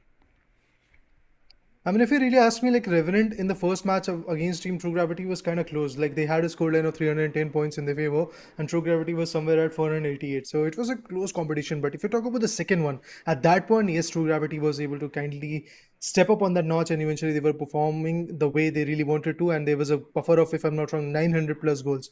That was something amazing to watch. So yeah, definitely. If you ask me, between Learn from Past and Revenant Esports, I do believe both the teams have to be ready with their own strategies, whatever they're going to play along with. I mean, if you talk about Learn from Past, yes, they were kind of fruitful in the initial matches, but eventually there's small mistakes of not getting those Rayquaza, not getting those Regieleki, and not focusing themselves on the objectives was kind of like, let's say, very risky for them, and that's one of those reasons why this team is currently sitting in the low bracket. So I do believe both of these teams have done their own type of mistakes, and they have to figure out what they have done and how they can improve on it. For Revenant, I do believe that team synergy has to work out. Mm-hmm. On the hindsight, if you talk about Learn from Past, surprisingly, that team synergy is still there in their favor, but the thing that they were unable to conquer was their play for the utilities, play for the right objectives. So they were able to go for the tier 1, tier 2 goal zones, but eventually they were unable to go for the objectives, which would have actually let go a lot of pressure onto the players of the opponent. And that's why they are sitting comfortably. Not comfortably, to be honest. For now, he is sitting with a second chance in the lower bracket. So, yes, that. Chance has to be availed from Learn from Past perspective. So LFP versus Revenant, this would be a very interesting fight, to be honest, because this will tell us who will be the opponent of Team Griffin, if I'm not wrong. And Gravity. along with that, yes, Team Gravity, yes, True Gravity to be precise. That is a team which is now comfortably waiting on their own spot in the lower bracket round number 3 to see who is their opponent. So I'm also waiting how that competition unveils. But even before that, Revenant versus LFP is what we are waiting for. Yeah, Revenant, as you already spoke about them, not a great game that they had. Even Learn from Past, not a great game, right? When they were in their upper bracket. Yes, they were pushed down, but when they fought against SATUL yesterday, we saw they were able to Mm-hmm. force SATUL and also kind of make sure that SATUL meet their. Kind of miss their beat, right, of how they were playing, and eventually because Yeah. SATUL were unable to find their ground and made sure that the stacking especially was missed from SATUL. Learn from Past capitalized and won the game against SATUL and kicked them out. And right True. now it is such an instance that Learn from Past might be a little bit more confident compared to Revenant, because Learn from Past in their lower bracket round 1 have won their first game, taking down a big team, and right now we look forward to taking down another team. And here as well, just like we had Mm-hmm. All Might in the previous fight, here is going to be Crowley playing as Burzum right now with such immense experience, right? It is going to be tough to take down him and his team, but again, it's a lineup which is different from him usually that he used to play. And Revenant always, as we've known, or I would say it's something that it carry forwards as a curse, that their final fights are kind of very dicey. So right as now, upper hand for Oh, yeah. Learn from Past. Yesterday we spoke about Clown5 having the upper hand. So it's time for Revenant that they have to be geared up for what's upcoming. I'm not too sure what new is being prepared. We are going to be seeing the draft phase very soon here, Raider. Draft phase as well in the recent times has been just standard Zacian bans coming through. But on the other end, it was Mm-hmm. also inclined towards the ranged attackers and a little bit of support here and there in case they have or Yeah. they know a player who's super good on a support, such as maybe a Hoopa, or if there is Any other supports? I think there was an instance where Cliffable, or I think that Cliffable was a little bit back in WCS rather than right now. So I Mm-hmm. think there's been a lot of changes, and that's the reason we are still not going to be sticking on to one kind of a meta which kind of functions.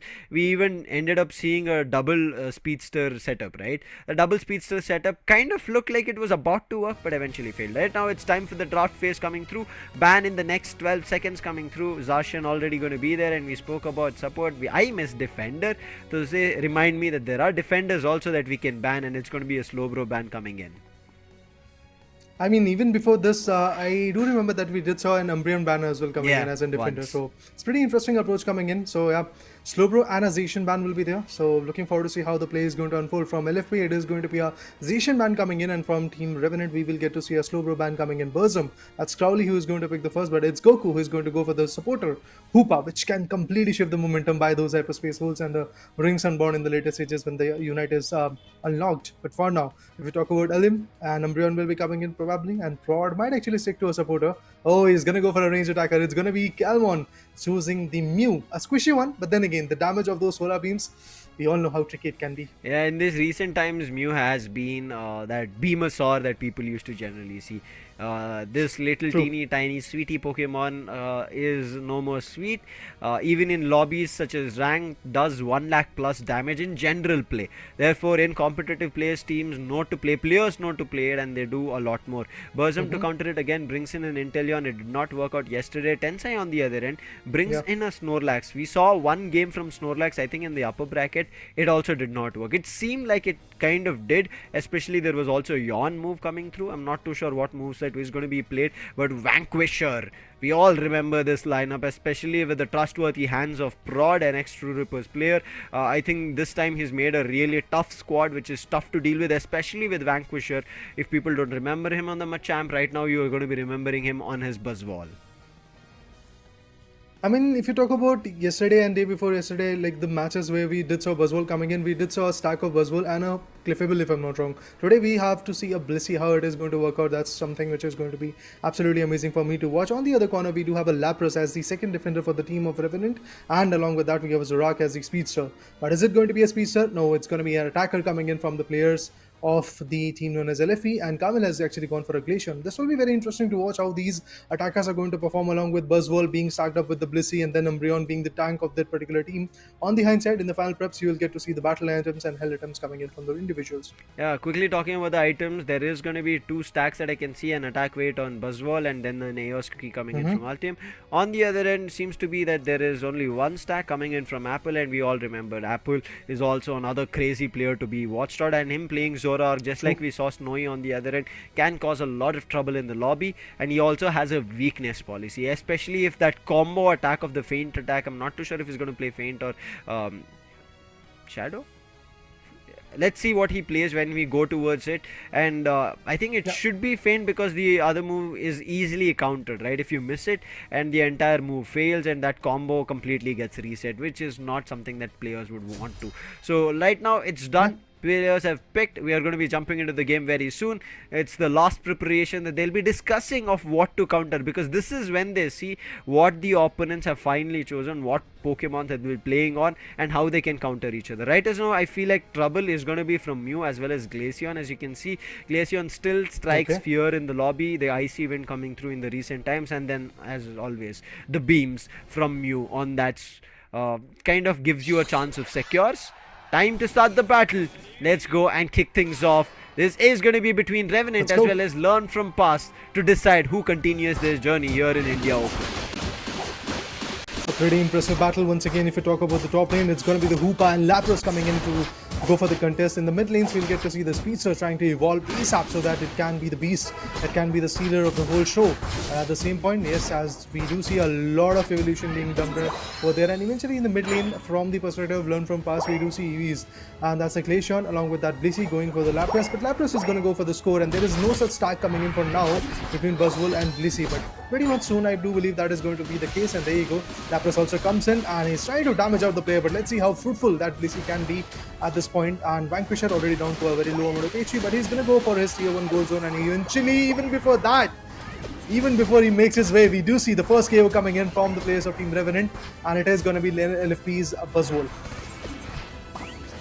First KO. That's going to be a little bit of a trouble. Nonetheless, they still make their way back. Goal Riders are not inclining in one team's favor. Kamal has already gone to a level 5 Glaceon. Icy Wind on the ready, on the go. Let's see who he connects with. But Lapras on the top path is going to cause a lot of trouble. Kid leading charge and then moving in is going to be a Zorar. Gets Prod. That chance, he does not even get a chance to evolve to a Blissey and immediately gets KO'd. And right now, Learn from Past are the ones who are being dealt with chaos from the start. To be honest, I really want to see how Burzum is going to perform today, because eventually if we talk about the past matches, yes, his Inteleon was not that effective, but today is the day where he really has to bounce back. Otherwise, there is no looking back in the whole competition, as Skyesports, as SZ has received a fate where they are currently out of the competition. That is again something which Revenant might actually face, but at the same point, if we talk about Vanquisher, he's going to go for a score of 8. Lapras is completely dishing out the damage that he really want to go with, but on the hindsight, Speedster, Hoopa, and along with that, Inteleon is pretty much focused on the mid lanes. They're kind of, I guess, contesting, if I'm not wrong, the Alternate Swap Boost so that they can evolve as fast as possible. There you go. That's the case. They're trying to level up, because again, if you have that level buff, things might change. But ironically, that was not the case in the first match of today. Still a game of battles back and forth. None of the teams have taken advantage of it. But seems like at the bottom path, Revenant had a good chance of a push. 21 score coming in from Snorlax. Hiding in the tall grasses, a read is there from Revenant. Hyperspace hole being used for quick rotations. They start moving in bottom and a quick jump to the top. They will hold out Goku. Mean Look was there, but it was not enough. Burzum is still going to be assisting. The snipe shot comes through, but immediately Buzzwall catches him, trying to run away. Ejects, now uses the hyperspace hole for a full heal, and Vanquisher will be forced to back off. But Kid is chasing him with the Water Pulse, finds the KO, and then the Blissey also goes down. So Revenant again back on track, not just on lead, but in terms of finding KO and pushing the top path as they've taken control of it. AM right now stuck a little bit with the icy wind coming through, and immediately also gets KO'd with the help of Hoopa. Hyperspace hole being used, and now they'll all push to score on the top. A big 30 was being tried, but an egg bomb coming in, and Burzum will be put to a stop. But his snipe shot on the ready for a go. Does he connect? I'm not too sure. It went a little bit longer. In the meantime, playing on a Fell Stinger and a snipe shot, he'll be looking forward a lot more. But right now, it is time for the Regis. And again, Revenant, like we saw yesterday, are contesting for the top Regi Aliki to start things off. I mean, whenever we're talking about an Inteleon coming in, those snipe shots can be very effective, but only if the connection is quite right. Look at this. He's going to get squished with a Solar Beam coming in from the individual Mew, and along with that, Glacian also finds a Speedster out of the equation. The Burst Wall is also dishing out a lot of damage, and a complete stack onto the top lane is going to be the case. Now they're trying to melt down the 6 Pokemon for themselves, and that's going to be the Regieleki. But the Snorlax will be coming in, as the name suggests. He's unstoppable right now, and definitely he's going to perform. Tensai is the guy who is actually playing the Snorlax. Buzzwole gets KO'd by the Inteleon, and Hoopa now is shifting the momentum. Unite's being dumped over here, and the steal will be there. It is going to be Mew who gets the Regieleki in the favor, but now the tier 1 gold zone in the top lane is definitely going to get destroyed. There is nothing when it comes to the looking back scenario over there, and a complete stack from Team Revenant Esports will be there. Another set of 26 goals will be dumped. The Inteleon manages to secure it. Even the Zorak was able to get many more scores, and now once again farming the wild Pokemon is going to be the case. The Solar Beam will be coming in pretty soon by Mew, and in the bottom lane we do see a lot of attention being given to the Regis so that they can steal this objective. It's going to be the first objective that teams are taking towards the 5-minute mark. Is there a Lapras Express which comes? It seems like no, they're going to save that Unite and let this Regice be taken forward, because this Regice that is now only gives you a HP boost. There was a little bit of a contention as you saw from the Zora, nothing much of a trouble as he does not give away the KO. Is sitting at level 12, one of the highest levels in terms of Pokemon that he has. Tried to find a KO, uses the Unite, takes the Blissey down, but the superpower comes through. Apple immediately runs away. Hyperspace hole along with the Rings Unbound being activated, and they will try to find Strike KOs, and they get a 2 KO streak, help of Burzum coming through, and now an overdunk of 32 to destroy tier 1 off the bottom as well, and Revenant pushed to 257. Well, Revenant looks absolutely amazing. They're getting the chaos, they're getting the destruction, but is it going to help them in the later stages in the final stretch? That's a big question, because eventually yesterday also we did saw a situation where the opponent was able to completely destroy the first and second tier 1, tier 2 gold zones in the top lane and also in the bottom lane, and then eventually it was very costly for them in the final stretch. But look at this, the Unites are still being dumped. We do see a lot of snipe shots being delivered, and still the misses are coming in. Mew finds his Zorak. The Speedster is going to get KO'd. Pretty soon there is a possibility of a Lapras. Oh, sorry, my bad. The Snorlax also getting KO'd, but no, he backs out from the scene. And we do see again the Alternate Swap in the the bottom lane getting contested so that they can level up. And look at this, Inteleon trying to maintain his own safe distance, but also going to go with the Felstinger and the Snapshot combination. It definitely can be very effective, as we did saw a lot of KOs coming in on Mew and also players like Blissey, Pokemon like Blissey. We did saw initially that type of KO coming in. But look at this, Hoopa now trying to wait and get the gist of the equation, because again he has to be ready with the right kind of support, with the right kind of attack as well. I mean, he's a supporter, he definitely has to have a very beautiful stack upon with an attacker, then only the effective nature of that particular Pokemon can be coming in. But look at this, again the players are getting cornered. It's going to be Lapras and the Snorlax, both the defenders, both the tankers were cornered, but Mew finds a speed, so once again a lot of chaos on Zorak, to be honest. But immediate switcheroo, Tensai takes control of the front line, and now the Lapras Express being activated. Does it find anybody as target? Tensai uses Hyperspace Hole, teleports, but Vanquisher in the meantime going in for a score. He needs to get a lot more stacks. I think this is just his second stack coming through, but Revenant have so much control of the map. As you can see, they're easily taking this Regieleki on top, and no contention coming in from Learn from Past, even though they can see it.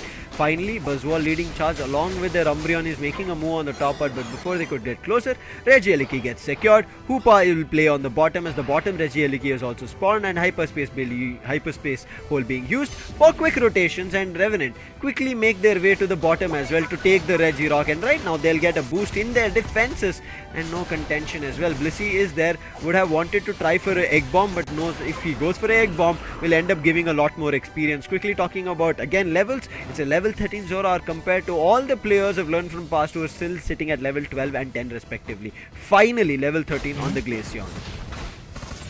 Well, the attacker is pretty much ready with his own attacker, and Regieleki is now getting contested.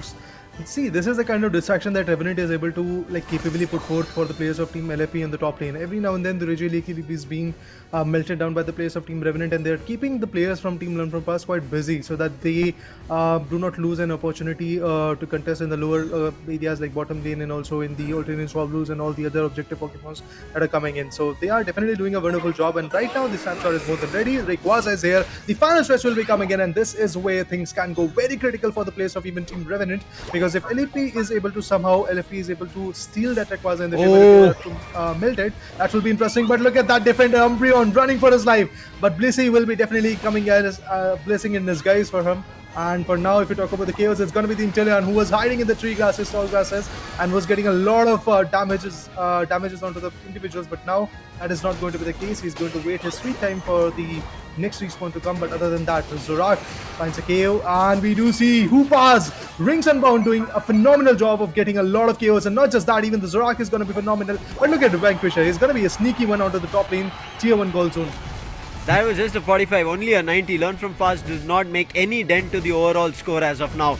It's time for a team fight, and Vanquisher is stuck. He has no teammates to help him. A nice block. They smudge him to the wall, and his move Smack or Superpower, nothing works. Ends up giving another KO. Blissey comes, but it's a little bit too late. Egg Bombs right now being pushed, but it's not going to be effective. Solar Beam comes through from the Mew, and then the Mystical Mirage. Does it find any value? They're trying to cause trouble to Tensai. Spy Vision active right now. Looking forward to a last hit coming in from Burzum. He's ready. He sends it out, but the Lapras is going to be the one who secures it with the Water Pulse. Along with that, putting Glaceon down. It's only one surviving teeny tiny cutie Mew, and which will also be taken down. Tried, gets that berry, runs away immediately. But in the meantime, the shields are going to be there. Big hundreds, which cannot be stopped at all, is what Learn from Past are going to experience right now. Even though they're trying to do damage, look at the number of players that are swarming the home base goal zone. None of the moves are hitting. Even if they hit, it's only hitting the shields, therefore they're unable to break even a single shield here on players of Revenant, and they're casually jumping in and scoring hundreds. And Learn from Past are just watching. Finally one shield gets broken. That's going to be Apples, but the game is done, therefore it doesn't even matter. Revenant Esports are going to win this battle because Learn from Past cannot battle anymore. From the start, Revenant decided to be absolutely chaotic, and they were able to get a lot of KOs initially. And if I'm not wrong, the first KO started with the Buzzwole KO coming in onto the top lane, and eventually in the later stages we did saw a lot of goals being dumped. And a Speedster being utilized at its peak right now, as you can see, 244 goals, 6 of the KOs coming in, 5 assists, and 87 is going to be the points that he's going to get for the merit. And yes, a phenomenal job done and dusted from the players of Team Revenant Esports. Now they are leading by a margin of 710 goals in their favor. What a play coming in from the individuals of Revenant Esports. On the other corner, look at that, Calmon, Carmel, Prod, 0 scores. Even Prod on the other corner got 0 KOs. I mean, he's a supporter, so can't really actually say anything to him. But at the same point, look at Goku. Being the supporter, he was able to give 11 assists and also 4 KOs. Impressive play from each and every individual coming in from Revenant. This game is something that learned from past have to now figure out how to correct things. As you can see, Vanquisher barely sitting on one knockout. Kaelmon played well. We expected that coming in from a Mew, but not 33,000 damage. Camille as well, just sitting at 47,000. I feel like ranged attackers, if they're not closer to 60,000, that has not been an effective game coming through. I think Alim tried his best on this Umbreon. It was not enough, but effective use of snipe shot coming in from Burzum was just brilliant. It did what we expected from a snipe shot. And then Kid as well, acting both as the tank as well as the attacker. It was just brilliant, and Apple, no questions on him. The Shadow Claw as well as Feint Attack worked out really well. Did not, and nobody right now in these times of the meta goes for a Night Slash. So as of now, it is Revenant who have gotten this first game. Even after an unfortunate upper bracket game they immediately lost to, they are looking forward to making a comeback, especially of how the team played. Looks a little bit stable and stronger. Still, I have to say, Lucifer, that's a long way to go, to be honest, for even Team Revenant Esports, despite of the fact that they've got that initial advantage in the PO3 scenario, because this was exactly the similar situation where Team Griffin was standing. But at the end, what happened? Things started to change a lot, and eventually Team True Gravity is now being literally pushed down to the ladder, and on the other corner, the other team, Team True Gravity, is still trying to fight back. But I have to see how Revenant was able to perform initially. Like, look at that. From the start, there were multiple KOs coming in. Not just that, they were maintaining that lead, they were maintaining that pressure. And in the minute marker of 4 minutes to 6 minutes, there was not even a single goal coming in from the individuals. And not just that, we do see 10 goals coming in from the Umbreon. That's the tank for the team. Apart from that, where was the supporter? Where was the Glaceon? Where was the Mew? The attackers was trying to get some good KOs, but they were unable to do that, as even the stack of that Blissey and Buzzball was not even working out, to be honest, because Buzzball were trying to take up a fight in the top lane. Meanwhile, if you talk about the Blissey, he was pretty much busy contesting on the mid lane. So that was kind of surprising for me. I think this was a little bit of a tough game here for Learn from Past. They were unable to make their moves as they had thought of initially. Raider, we spoke about the stacks. You even mentioned about it. Both the Buzzwall as well as the Umbreon did get 3 stacks in their attack weight as well as AOS cookie respectively, but it was not enough. They had a lot more that they would have wanted to do, but also, as you mentioned, the ranged attackers looked like they were missing. We barely saw any effective play coming in from Camille on the Glaceon. Yes, Kaelmon did play his best with the solar beams on that Mew, but I feel like it was not going to be enough until and unless their front lines were effective. I feel like the front lines were super tough from the sides of Revenant, with the Snorlax as well as the Lapras coming through. Snorlax act literally like a tank. Any attacks that it hit its tummy and just bounced back. Whereas Lapras decided that, okay, if he's tanking the damage and sending it back, I'm going to go ahead and do damage. And the Water Pulse and the Ice Beam did work out really well. Was slowing them down and even freezing them to a couple of seconds, because there was a lot of chaotic stuff that Learn from Past were jumping into as a fight, which yielded in benefit for none other than Revenant because of their moves. I mean, also, if I'm not wrong, the Lapras Steel was also there for the Rayquaza. That was also phenomenal. Like a defender trying to go for that long range attack coming in, and eventually he was able to completely steal that advantage in their favor, in the team's favor, to be honest. And even if that Rayquaza advantage would have not been in their favor, I do believe Team Revenant was more than capable, with their Unites being farmed and their players pretty much ready, so that they could have easily broken down the shields and also got a lot of KOs onto the individuals of Team LFE. So at that point, yes, in the final stretch, situations were not in the favor of Team LFP. They were not able to stack up completely, and eventually they were pretty much scattered to actually go for the goals. And at that point, yes, the players were able to corner them. And if I'm not wrong, the Snorlax was able to corner the complete guy of Buzzwole, and he was completely taken out. If I'm not wrong, that was Vanquisher in the Legendary Pit. I felt a little bit bad for Vanquisher. I think there were 2 team fights which did not end up becoming a team fight for the sides of Learn from Past. On the other end, Revenant as a team, whenever it was a team fight, we could see all the players ready to swarm and dump Unites, or even just go ahead and use their movesets and try to kind of balance that fight out. Even they thought that... Yeah, there were a lot of instances, and even in one situation where if there was a team push coming in from the top path, there was always some or the other person who was guarding the bottom path. It never felt like Revenant had kind of left guard of their bases, whereas on the other end, if there was a guard left from the side of Learn from Past, it was not an effective guard because their front lines were super weak. They had that Blissey again, you cannot be super reliable to act as a front line. You would need a solid front line, and the solid front line from the side of Umbreon was only one. And we used to see Umbreon used to put down the mean look, but it still did not find enough value because the other players were not there to do effective damage. And I think a lot of Solar Beam misses, as well as the Buzzwall unites also being missed, as we saw. Towards the end, it did connect on the Inteleon. Crucial KO they did find, but after that, the team itself got separated. Buzzwall started getting chased from another unite, and it was from Hoopa, as you mentioned, Rings and Bound coming out towards the end. As soon as they knew that Inteleon is out, bring back everybody together, dump it on them, and as soon as they started dumping, it ended up becoming a team KO, and nothing was there left for learn from past. And now it is actually a learn from past for them after losing the previous game.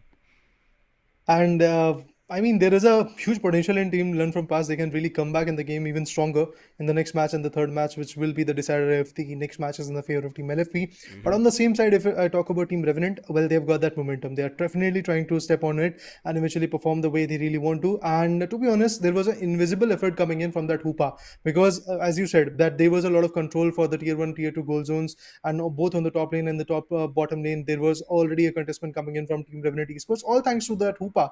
Because of those steeping back scenario coming in, the hyperspace holes that were being delivered by Hoopa was absolutely amazing. But this time there will be a ban, and it is going to be for an Inteleon, which was able to dish out a huge amount of damage.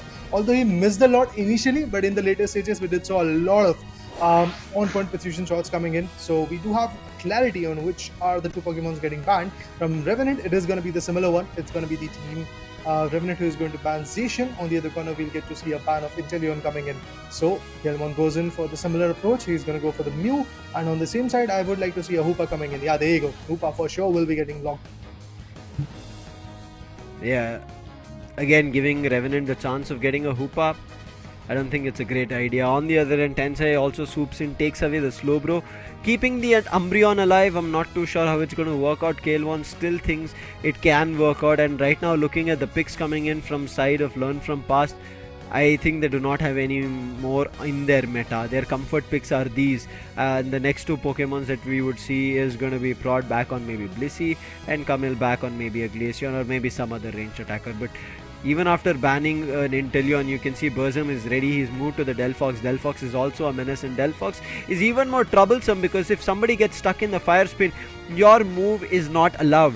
And that is something that I'm worried about. And along with that, they bring back Lapras. The double defender is kept alive. The Ice Beam already caused trouble, and now with the Ice Beam again, there will be the Water Pulse to cause trouble. Prod this time decides, I do not want a Blissey, thinking of a Cliffable. On the other end, Camille, as I spoke about it, will go for a different range attacker, I thought, but towards the end locks onto a Glaceon itself. It's only Prod who made a change. Everybody else remains same from Learn From Past. Pretty much similar approach, but yes, apart from Blissey, we'll get to see a Clefable coming in this particular matchup. And on the same side, if we talk about Team Revenant, yes, they do have a different side of approach coming in, but eventually, if we talk about their tanks, we have a Slowbro and the Lapras coming in, but the final Pokemon will be Apple, and he is locking the individual known as Dodrio. So those triple tramples is what I'm waiting for. And even if I'm not wrong, in the first match, we got to see that Dodrio coming in as well in the action. Yeah, it was a try attack Dodrio. This time, is it going to be a try attack or not? Something to wait and watch. Again, it's going to be an attack weight Dodrio, whereas other players, it's a special attack specs on Kid for another stack coming through, and everything else seems to be same. Goku as well as Tensai, right, is now running Cursed Incense. It's going to be interesting. I want to see their special attack doing a lot more damage to make sure that the HP recovery is not there. HP recovery is going to be super crucial, especially with even Prod being there, playing Moonlight, I presume, and on the other end, Vanquisher is a super crucial frontline damage dealer. Yeah, definitely have to see how that damage dealing scenario is going to work out. I mean, this is a match where things have to really change for the players of LFP. If that is not going to be the case, yes, they're going to get eliminated, disqualified from this whole scenario. And yes, for Team Revenant, there is going to be another fighting chance against the individual teams who is there in the lower bracket round number 3. But really have to see how Revenant is going to step up on that notch, because Apple, to be honest, in the previous matchup was absolutely amazing. He got some sneaky KOs, he got some beautiful goals also. If I'm not wrong, 284 goals were delivered by this individual.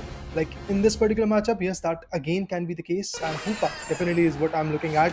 And when you talk about the defenders, when you talk about the tankers, yes, those Lapras and Slowbro approaches can definitely be very beneficial. But in the purple corner, we'll get to see Learn from Past, and the orange one, we'll get to see the team Revenant Esports. And again, Dojo is going to go for the mid lanes so that he can farm the jungle, he can evolve as fast as possible. The Duo is right now pretty much available. Vanquisher on the Cliffable stack is going to work out this time in the top lane. I do believe that this can be a little bit more effective when you talk about the comparative stack of Buzzwole and Lissy, to be honest. But there you go. Lapras is going to go give out some damage, dish out some damage as well, and at the same point, going to go for some good goals. Yeah, that's a special attack spec stack coming through. Vanquisher also goes for his first stack. In the meantime, without any trouble, it's going to be the Ice Shards help coming through for Kid for get a second attack, second dunk. And Kid seems to be in trouble. He tries to eject, but I think the long rotation is causing a lot of trouble for him. Thankfully, Kamil comes in time, swoops in, and if Kid gets another 5 AOS energy and goes in for a third stack, he'll be more than happy. In the meantime, Burzum, he's already out. He's moved to the bottom path. Still has the Will-O-Wisp. Will take some time as he gets to level 5, then unlock his movesets.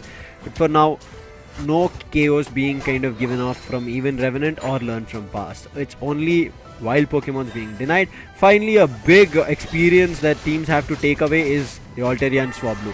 Seems like it's Revenant to take it forward, but the Hyperspace Hole, by almost trying to do the last hit of damage, the Hyperspace Hole teleported their players and therefore they are unable to get any KO, and even the slightest AOS energy that there was there on the Altaria also gets missed for now. That was something which was not supposed to happen, to be honest, but eventually it did happen.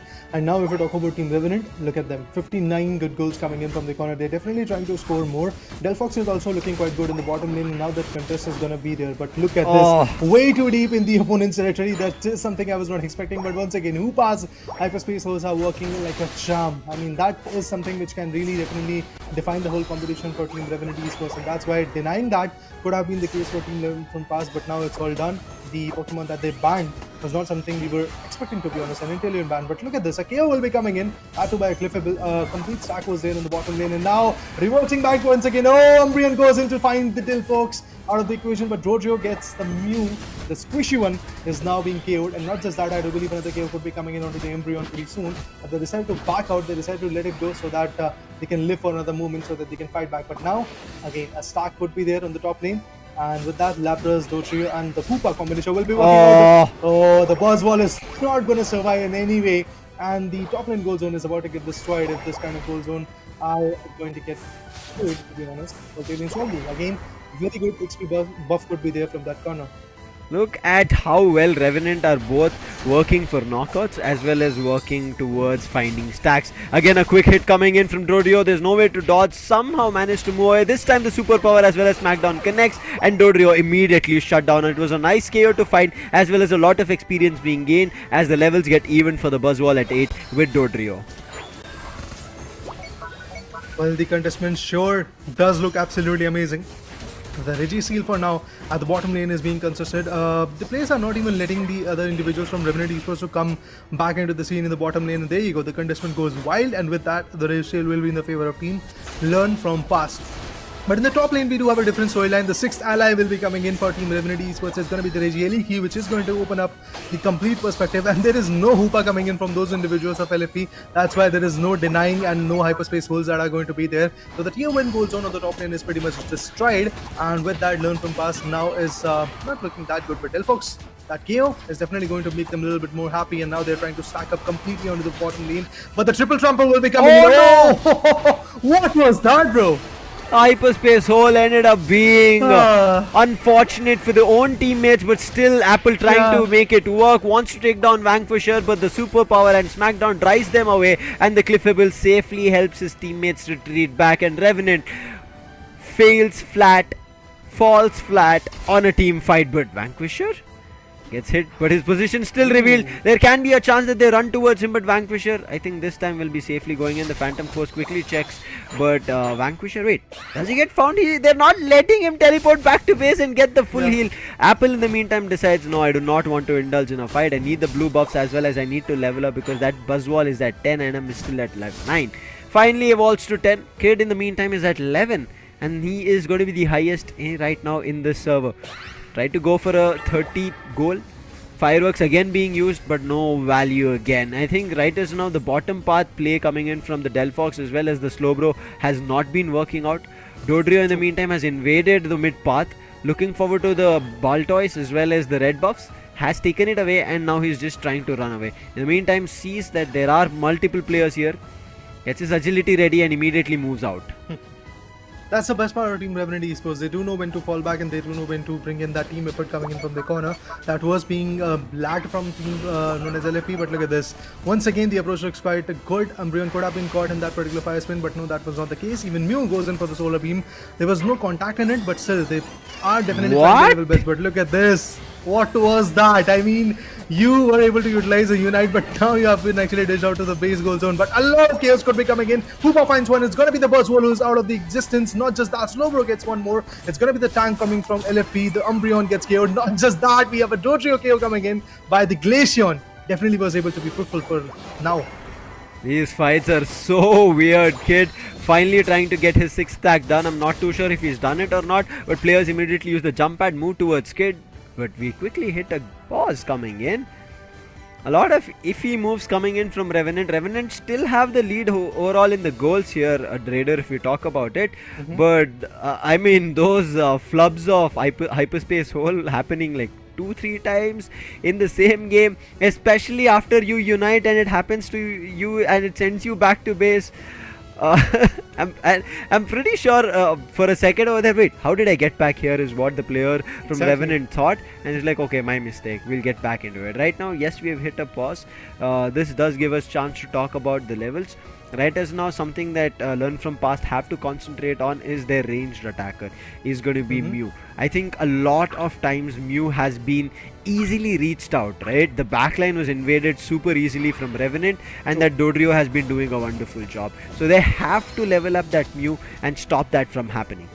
Right as now, Tensai, just to kind of prick a battle, he goes in, indulges a little bit with the Regirock, and then a nice light shield, but the light shield was from the opponent. If it was from the side of Revenant, they could have found the KO on Cliffable. Cliffable standing in the goal zone, finds a help, gets the KO on the Slowbro. Crucial one. Kid in the meantime has been trapped in the mean look, but they know fighting with the Lapras who's crossed the double digits is super tough, especially also having a muzzle band causes a lot more trouble. Again mean look, but this time finally Mew manages to run away, but the Dodrio doesn't. Dodrio runs away to the Pokemon Center, and this icy wind strikes, finds the second KO streak, and Kamel right now doing a lot of damage which was expected in the first game. Even commits the Unite, and this time Kid, I'm pretty sure he's not going to survive. Last mean look coming in, he was hit with mean look 4 times and finally ended up going down. Kamel now with the triple trample and then with the Slowbro surf finally gets taken down, but Alim is still surviving.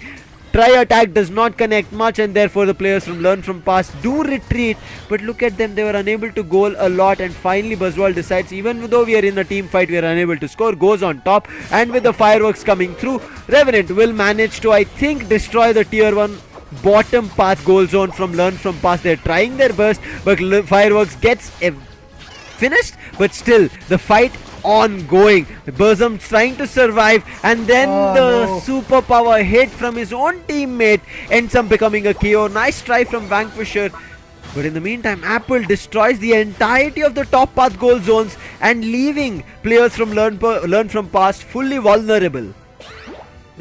But now the sacking of scenario is going to work over the top lane, because they do know that they have to get that 6th Pokemon, the ally known as Regieleki. They have to melt it down, and that's exactly what they're working on. Umbreon could be the stealer, but no, it's going to be the Lapras who is going to take it away, and with that Rayquaza is also... Oh, this is going to be critical, because now the baseline goal zone is going to be pretty open if the players of Learn From Past is not going to show their concern to the Regieleki. But look at that, Regieleki straight up going for the baseline goal zone.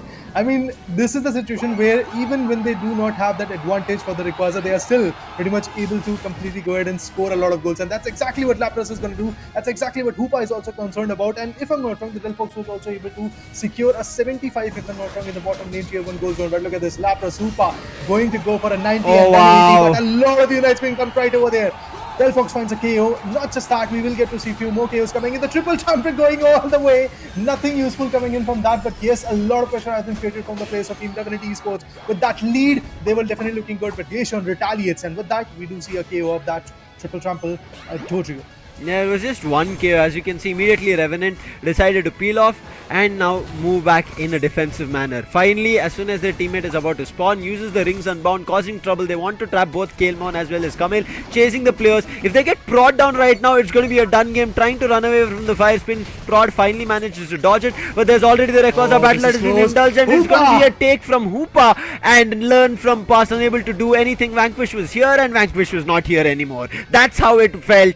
Game is done. Revenant Esports secure this second game and clean this series off in their favor.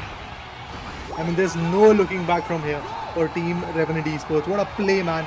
A complete one-sided domination both in the first match and also in the second one. 876 to 166 in the previous matchup, and I do believe once again that 800 900 marker could be broken. 899 is where Team Revenant is sitting at right now. They can definitely go for scoring more. 913, 927, look at them. They're not even like risking themselves at this point. They're just getting all those goals done and dusted. Tensai going in for a set of another 20 goals probably, but even before that, Slowbro is going to find a KO of once again Vanquisher. So I have to say once again that Vanquisher definitely was able to uplift a lot of spirits for the team known as Learn from Past. But till then, I mean, that stack of the Buzzwole and the Cliffable definitely worked out in this particular match for the players of Team LFP. But it was not that on point because their squishy ones like Mew and Glacian was like not that on point when it comes to the fruitfulness.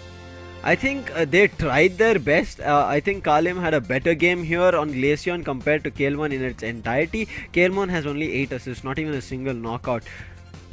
Vanquisher gave his all. I think that man played as much as he could along with the helps of Prod. Also was a better game coming in from Alim as well on this Umbreon. The Mean Look did trap, but you could see even though the Mean Look had trapped players, it took multiple Mean Looks to find 1 KO. On the other end, Kid, I think brilliant play coming in on this Lapras, especially with the items that he had played, made sure that to drain health from him was super tough, and I think that focus band really worked out along with the slick spoon also that he had, and also made use of the stack of the special attack specs. Brilliant stuff being pulled out. Goku, in the early games, I'm pretty sure everybody will be laughing about it right as of now, that bro, your hyperspace hole, even in winning fights, it was taking us back to the base and kind of giving a chance for Learn from Past to recover. But one thing for sure that they were all fearing was Burzum's Fire Spin and Fire Blast. You could see as soon as there was a Fire Spin, everybody was running away from it. But great game from Apple as well. Scoring machine as well as a level difference that he had created. If he was on level 13, the maximum level that Learn from Past were at 12. If he reached out to be at level 14, it was level 13. So he was always one level up from his opponents.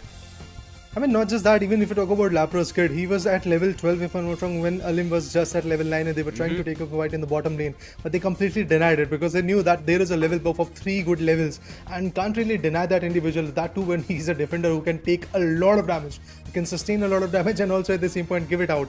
So for that reason, yes, Team Revenant was able to play their kites in a very vital way. They were able to utilize their strategies in a very big passion. And to be honest, for me, the highlight of this whole match was that steal of Reggie Eliki in the like 7 minute and 56 second marker, because when they were able to get that advantage, their Hoopa and also if I'm not wrong, the Delphox was able to go for a score. Not Hoopa and Delphox, but Hoopa and Lapras was able to go for a score of somewhere around 170 points in their favor in the later stages, even when they didn't have the Rayquaza advantage. But at the end, what happened? They also stole the Rayquaza in their favor. What a play, man! What a play! All thanks to Hoopa.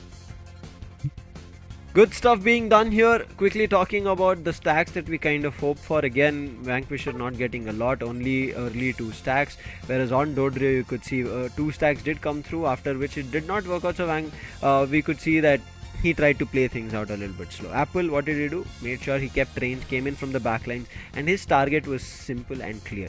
He was like, we have to get the ranged attacker, make sure that they are unable to carry the game forward, and he started taking them down. And at the same time, I think brilliant play coming in from Slowbro to keep that Delphox alive, right? There were instances, yes, that the Slowbro and Delphox game did not work out, but it was still enough to keep the bottom tier 1 goal zone alive, right? It did not get destroyed. They were able to keep it to a position where even a little of a I would say 10 AOS energy dunk would have destroyed it, but they did not let learn from past get that dunk. And that's how well I Yeah. feel like Revenant kept things under control, even if there were situations where they were losing out. There was an instance when a level 8, level 9, level 8 Dodrio kind of got KO'd, and that's where levels Mhm. immediately got equalized, and Dodrio immediately went back to leveling up on taking down the wild Pokemon and getting the experience back, and got the level difference again. So I think Revenant were smart on that, made sure that at least one of their Definitely. players always had a level advantage. I mean, they were trying to get at least one level up ahead from the opponents, but eventually they're all individuals who are looking a little bit more decent when it comes to that level buff. Yeah. And that is something which Revenant was able to completely cash in onto in the later stages.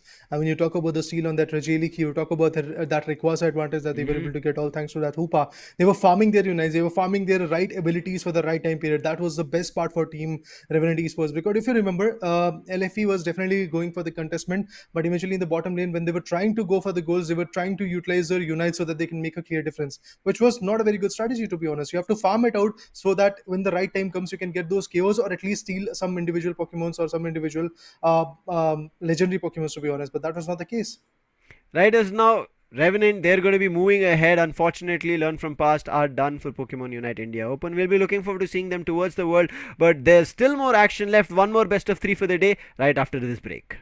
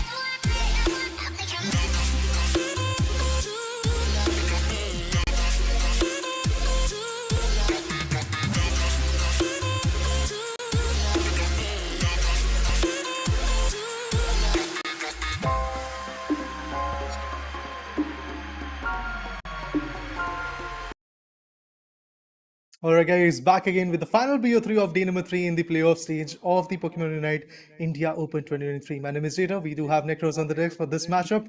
And Necros, what are your expectations between NDY versus Clown 5? Let me know. I mean, so far we haven't seen NDY playing on stream. They have played a lot of Yeah. matches offline, but as it seems, they lost their match on the upper brackets. That's why they have been pushed down to the lower brackets, and they will be fighting, I would say, the mighty Clown 5, because after the previous day's performance of the match that we saw, I cannot just say just Clown 5. I mean, they can just literally dominate like anything, and I will be expecting the same from their end as well. But I am really looking forward to see how these things will turn out, because we just saw Revenant Esports and Learn from Past, taking a fight against each other, and where Revenant finally won the match with a 2-0 score, and they have moved up to a lower brackets round 3. They will be waiting for another team to come down from the match of probably FSC Sports and Forge Legacy, but the winner from this match of NDY and Clown 5, they will be moving forward to face against the mighty Team Griffin. Well, yeah, definitely that will be a very interesting battle coming in. But I'm patiently waiting on how NDY is going to unfold and what kind of strategies they're going to bring. As Necros mentioned, that we have not yet seen any single matchup coming in on stream. And due to that reason, yes, I'm completely open to the books of how NDY is going to play and what kind of strategies they're going to pull up for the whole scenario of this lower bracket round number 2 in their favor. Because if they lose, they're outside the competition. And if they win, they're going to face off against the team known as Team Griffin, which has been dominating from the start in the winners bracket. But eventually, against True Gravity, their cards were not that right, and that's why they are now sitting at a place where they are not going to get the winners bracket round number 4 in their favor. So that was kind of a surprise for us as well, because the competition went literally very close in the first matchup today. But at the end, the result is pretty much clear. But now India versus Clown 5, we really have to see how the competition unfolds from here. Exactly. A lot of expectations from Clown 5, as I will at least keep it, because when the match against Team SC they came into play, we just saw it, that how a kind of dominating gameplay does this team actually carry up with. When the new players come in, we expect them to play a little passive, or maybe the approaches, or maybe those overextensions a bit less, because when it's a large scale tournament, you always tend to be a little bit more safer in terms of your gameplay, or in terms of your strategies. But it seemed to me that Clown 5 were not in a mood to just say that we will be going with a passive approach, or we will be just playing very very strategically. They went all berserk, they went all in with the kind of sheer dominance that their entire roster has. I just wonder, Yeah. like 24 KOs as far as I remember on that Leafeon that we saw earlier in this tournament. I mean, that was something mesmerizing to watch, to be honest. That many kills from an individual coming in, also with that assist combination, was also very, very amazing. So Yeah. I definitely have to see how that whole scenario is going to unfold when you talk about teams like NDY and Clown5, because they had that second chance and now they're trying to utilize that. There is nothing to look back when they lose particularly this particular matchup, because if they lose, yes, they're outside the competition, like teams like SG Sports, if I'm not wrong, even Team SATL is outside the competition. So there are going to be a lot of faces who are going to get eliminated, who are going to get disqualified. But this is a learning curve. I do believe there is going to be a lot of learnings coming in from this corner. And as we did saw Revenant losing from the winners bracket against their own opponent, but then today the way they fought back in the match number 2 was absolutely amazing. They had a scoreline of somewhere around 800 to 900 in every single matchup, which was absolutely amazing. But now, looking Mm-hmm. forward to see the first draft phase of this match number 3 today. Hopefully, this might actually go to the decider, because we want to see that thrilling competition between both the teams. But let's see if there is going to be a dominating stance coming in from those individuals. Exactly. Looking forward to what the draft phase awaits us, because yes, we will be hopping into that for sure. But Mhm. expecting a Zacian man, that's very common. But now, as we speak, it's Umbreon that is being banned by the side of LFT at this point. LFT, I won't say, but from the other team. But now it all comes down to this final kind of composition that they're looking forward to. Void picks up the Mew on the very first pick, not letting it slip away into the hands of the opposition, and it can be really, really something bothering because of that solar beams. Well, yeah, definitely it can be very interesting to watch how the whole play is going to unfold. Because if we talk about the individuals of Clown Five, they've already chosen some decent Pokemons in their favor. They've got a defender, they've got a Cliffable as well. On the other corner, we do have a squishy attacker coming in, and that's going to be Void, who's going to choose the Mew. And also the Ban of Umbreon is kind of decent to be honest, but at the end, I really have to see how that is going to unfold, because that Hoopa play from the start of this playoffs, to be honest, was absolutely amazing. Even in the match of Revenant Oh. Esports versus the other individual LFP, we did saw that Hoopa being the wonderful. Champ of the whole match because of those turning down moments of those whole rotations, and the hyperspace host was absolutely adamant on the fact that the team was able to relocate themselves and then they were able to fight back. But yes, looking at Team Clown 5 now, we do have a Blastoise and a Slowbro as the defending defenders coming in from this particular team. Inteleon will be the attacker. Again, Felstinger and the snapshots could be the best thing that they can really go with, but really have to see how that usage of utilities and abilities are going to come. On the same side, if you talk about the team known as which is sitting on the purple corner, it's going to be LFT Stray, and Adi going to go for Blissey, if I'm not wrong. So that's interesting. I mean, when you see this kind of picks, and specifically Trevenant coming into the play as a double defender composition alongside Lapras, the front line seems to be like the Boinks will hurt. I mean, you don't have a counter, you don't Yeah. have a Sings if he's going with a Dodrio pick. I don't know. I mean, it had worked in the past in today's game itself, but not taking Leafeon, making a different composition always might just work sometimes. And if you just talk about the Leafeon, who got 24 KOs in the last match that they played, was something very, very much troubling. What Clown 5 could have put on the table. But Shrey going with a Chandelier, it's all coming down again. Those comfortable picks into the play. We just have one long range attacker coming up from the side of Clown 5, as Legion will be stepping with that Inteleon. Probably he might just be playing on that snipe shot, trying to make some good connections, because if Dodrio is there, if he stacks up a little bit fast, it can be a little bit problematic. But as we see that both the defenders, Yeah. they have Curse and Sense as the new held item in their side. But in a comparison, even Shrey on Chandelier, he's also went up with those new held items, and whenever the new items or new Pokemons come into play, we see a major difference in the playstyle of all the players. Definitely, that is going to implicate on a lot of new things, because again, utilizing those new stats, utilizing those new things coming into favor, like held items and also the battle items, can definitely change the whole pace of the game. But this time, when it comes to supporters, we do see a Blissey coming in from the other team, and also from Clown 5's perspective, we do see a Cliffable coming in. No Hoopas, so I do believe that maneuverability in the whole map is not going to be that easy for these individuals. So I'm looking forward to see how the play is going to unfold, because again, stacking up can really work out, but who is going to be the one Pokemon that Blissey is going to stack up with? I do believe it's going to be Trevenant initially, but then it can be Chandelier as well, which can work out way too well with that combination of a Blissey and Chandelier. On the other corner, Cliffable might actually stick to Inteleon, or even Blastoise can be absolutely amazing on that note. But I do believe this competition might actually go for a 2-1, because again, looking at the combination, we can't really predict that which particular team is going to be a strong one, because both of the team have got their own type of Pokemons which are a little bit more inclined towards a defensive approach. So maybe that is going to be the case. But there you go, guys. The match is going to get ready, and eventually in 10 minutes we'll get to know who is the winner of the first match of the BO3 and who is going to take that initial lead in their favor. And yes, the competition begins, and it looks absolutely amazing, to be honest, because in the bottom lane we'll get to see two Pokemons. Like basically we have a Mew, and along with that a defender coming in. And apart from that, when you talk about the mid lanes, we will get to see the Dodrio from Team Clown 5 going to go for the evolutions. Early jungle farming will be very important, and specifically when you have a Blastoise also trying to stack up. Maybe he's not. I did not actually notice. My bad for that I did not notice whether he's going for the stack. But Cliffable sticking with him, trying to find out some early values or maybe those early scores, preventing it. Oh, the Whirlpool will do a lot of damage, but Cliff finds the 2 score for himself, while I believe the Squirtle, the tiny small Squirtle, is getting a lot of hurt at this point, and Lapras will find the first KO itself. As Crown 5 they have began with those scores already, but NDY will not be stopping it right here. Blissey comes up with a score of 5, while we see Squirtle coming back into the question. They will be just waiting for the right moment to strike in, while Mew, Chandelier as well as Trevenant will be playing in the bottom, while Trevenant will have a lot of support to play with. Well, yeah, the contest definitely looks good, but right now they are trying to go for those Alternate Swap Blues so that they can have that XP buff. And look at that, Clown 5 loses one more, and eventually Slowbro, even before going out, he was able to get that KO onto the Trevenant, if I'm not wrong. But Chandelier gets one more, and it's going to be a KO streak coming in for the individual Mew. Amazing play coming in, and they are definitely looking forward to secure many more.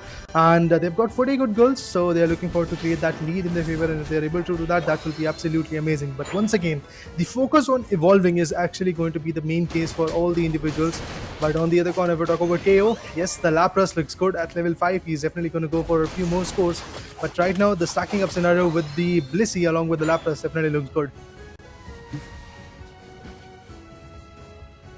Seems to me that the mid lane and specifically those Altarian Swap Blues in the legendary pit was contested, but eventually that was won by the side of NDY. They're giving a little bit of tough competition because if you see in the terms of score, they've already leveled up to they had already 40 scores in their name.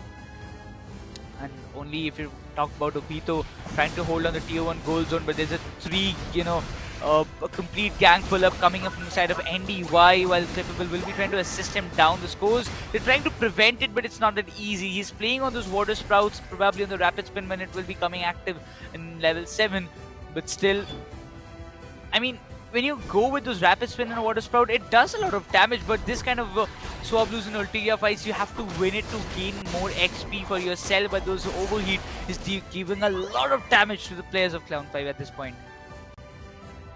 Oh yeah, the damage definitely is coming in. Dojo on the other corner finds a support pick coming in, and with that KO in the mid lane, definitely things will change, and it is going to be in a rapid pace. But right now, if we talk about the contestant, it's going to be for the Regirock in the bottom lane. Dojo will be coming here or here. Even the Altarian Swablu is actually the question, but these players are going to stick so that they can have the advantage of that Regirock in their favor. The Trevenant comes in so that he can go for those points, but the Solar Beam can be absolutely chaotic. Look at that. Dojo finds to Dojo actually manages to steal that advantage for the team of Team Clown 5 on the other corner. Team NDY is still there with the lead. Trevenant finds Slowbro out of the equation. The tanks are actually not working out, but at the same point, Sanex is pretty much confident that he's going to get level up pretty soon because he's focusing a little bit more onto the jungle so that they can evolve.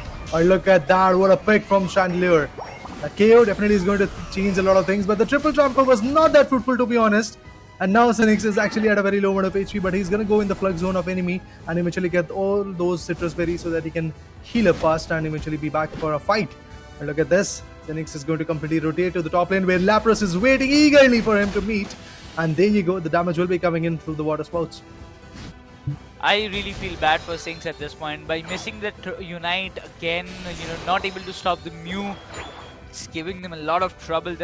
There's already a big difference, and every time the Altarian Swap Blues are coming into the play, Clown 5, they're not able to capitalize it. I don't know why, what is going wrong for them, but the liquidation does a lot of damage to Trevenant at this point. Those serve could have actually ended the run for Trevenant, but he manages to fall back thanks to the flux zone. But that Solar Beam is going to give a lot of damage, and now Clown 5, they're able to make some scores as the Mystical Mirage comes into the play, trying to give a lot of damage, and specifically Slowbro, he commits the Unite at this point, trying to flush out some good damage, but the Hornleash comes into the play. The Trevenant boinks and instantly shuts off. Probably at this point he's given a lot of damage. There's not a big level difference between both the teams, but the level 10 Chandelier can be very, very much troubling for this case. But Clown 5 finds an opportunity and gets one of the scores down in the tier 1 gold zone of top lane for NDY. With that goal, yes, the lead is now not looking that big as it was looking initially in the first few minutes. But now, still, guys, we are already in the halfway, and we will get to see a lot of contestment coming in the bottom lane because there is nobody really concerned about taking that Reggie Eliki their way. But yes, the Reggie Ice is now at the concern, and look at that, a lot of melting down scenario will be coming in, a lot of contestment is there. Oh, the Cliffable is right over there amidst all of that action, but the Mew! He gets a KO onto that Dodrio. I was thinking like maybe he's going to get the advantage of that Reggie Ice as well, but no, it's going to be the Lapras. Not just that, NDY is going to find another KO, and it's going to be the Slowbro. Not just that, we will get to see Inteleon also going out of the equation, although Inteleon has got that level buff, but still not enough. Blastoise goes in with the Hydro Typhoon, but still was not able to be that successful. And the tier 1 gold zone in the bottom lane is going to get destroyed, and this time the triple trample is definitely going to suffocate a lot of players. It's going to push down a lot of players, but still there is going to be only a single individual KO coming in. But finally, the Blissey goes home.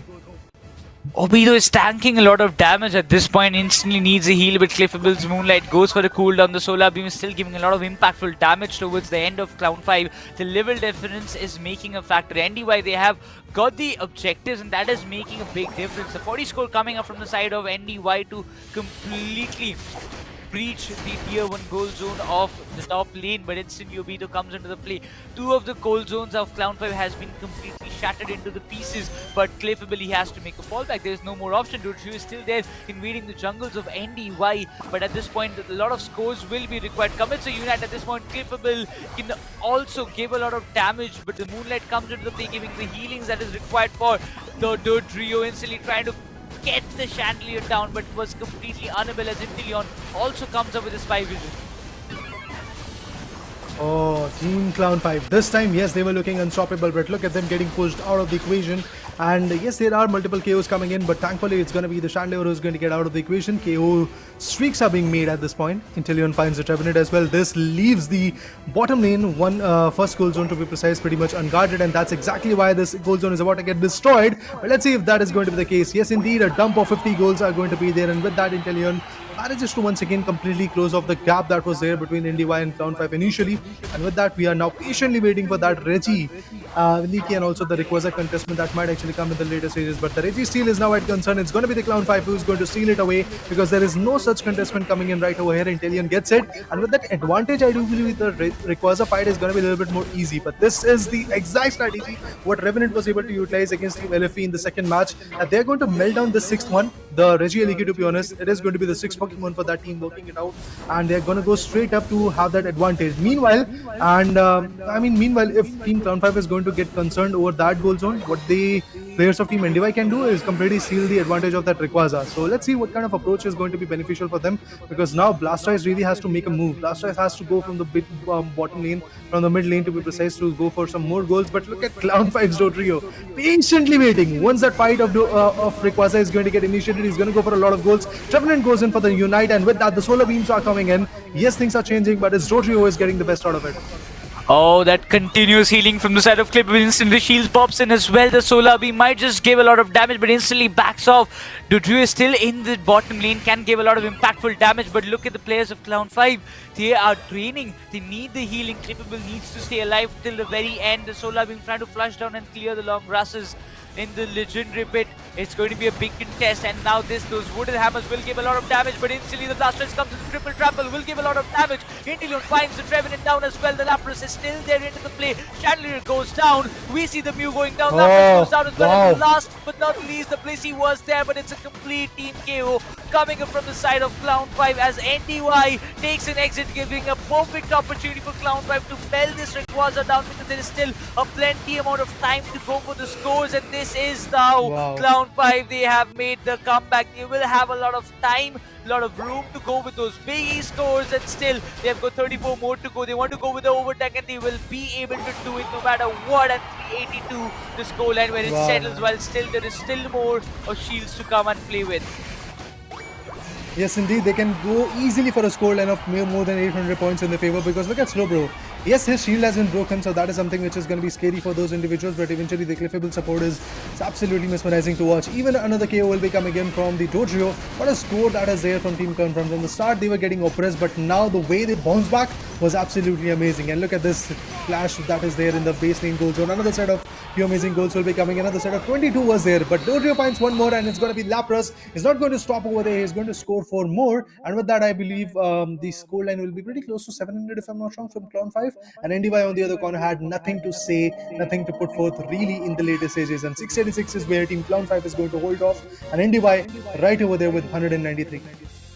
Oh man, what a last minute game. Joy giving a 10 assists in his name. We can also see Obito, like both the defenders, they have tanked a lot of damage. I have to say it. I mean, every time Obito stepped in with that rapid spin and the water sprouts combination, dropping in, giving a plenty amount of damage to the oppositions, was literally worth watching. But Sings, who was not able to perform very much from the early game, even missing the unites 1 or 2 times, finally stepped in with those hefty scores and hefty blows towards the side of NDY. And with that being said, we can just say that Clown 5, they did not have a very dominating start, but itself we can say they do have a win, and and that too in a very nice manner, going with a complete team KO in the final stretch. They do have a lot of more things to show us up. But if we talk about in the terms of damage, 1 lakh has been crossed by Void on the Mew with those solar beams, but Legion, he was not way too behind. We see him on 91,752. It was also close to 92,000 of total damage. Well, indeed, look at the amount of support, amount of recovery that Cliffable is able to dish out. Absolutely amazing play coming in. And that stack along with the Blasters and also with the Inteleon was absolutely amazing. I mean, Cliffable was running all the way in the whole mid lanes because he really wanted to actually get the best out of it, and eventually that support really worked out. Not just that, there were a few KOs also coming in from Blissey, but to be honest, the team effort somehow get lagged in the later stages, and NDY was unable to get that advantage. And as I said, that strategy of putting down the Veggie Leaky could have been absolutely amazing, but they could have easily capitalized on it. They could have actually decided that one or two players, like maybe a Lapras or even a Trevenant, could have actually gone over there so that they could have scored a little bit of those goals. So that advantage and also the pressure could have been there on the players of Clown5. But at the end, Clown5 manages to clutch that moment out, and they were able to completely destroy the whole individuals. And if I'm not wrong, there was a complete team KO coming in. Not even a single player from Team NDY which was left in the legendary pit. All the individuals were taken down, and at the end, what really happened was Clown5 all over dominating. They were able to completely have that Rayquaza advantage. Then they broke down the tier 2 goal zones in the top lane and in the bottom lane as well, and after that the base goal zone was also pretty much opened up, although we did miss on 100 coming in from Slowbro because his shield was pretty much broken. As a tank, he was definitely trying to create an opportunity for his teammates, and he did it very fruitfully. And that being said, I will just say that in the early game, NDY had a brilliant control. Even till the 8th minute, everything was going fine and well until unless those sneaky scores came in. Even after getting two objectives, that is one Registeel and Regirock, Clown5 were struggling with the scores in the early game because the trio was not allowed to perform to its limits. He was getting oppressed a lot of times, but still in the end game, he did find the value that he was seeking for. And when the Rayquaza came into the question, everything was all in the favor of Team Clown5. There is nothing more that NDY could have done in that case. And that being said, the first match definitely was a kind of a roller coaster, a thriller one in this case, because for NDY, it all seemed like it was all under control. They had the entirety of idea what Clown5 they were about to do and the next move that they were about to plan. But in the later stages, it seemed to me when that Trio got back his confidence with those KOs, and after missing those unites, it seemed to me that his confidence was a little bit down. But when he went back, or maybe his teammates just shelled him up, he was just insane, and that Trio played a big X factor in this case.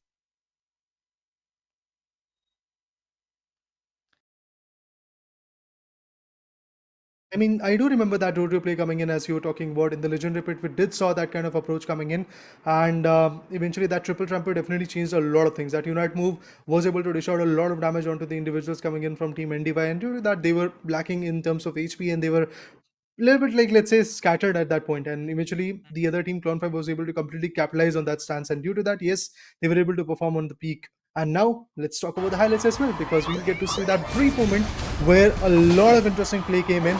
And as you do see from the start, it was Team NDY who was getting the capitalization, who had that lead, was able to initially go for 193 points, but in the later stages things started to capitalize in the favor of Team Clown5, and the way they did it was a team effort coming in, was those slow view picks coming in, and also not just that, we did saw a lot of interesting approaches from the Slowbro, and the Blasters also was able to get a lot of output. Look at this, in this particular moment, the triple tramper definitely missed initially before this particular triple tramper came in, but in the later stages, yes, the level buff came in, and this is the moment. This is the moment where we were talking about that Trio being phenomenal.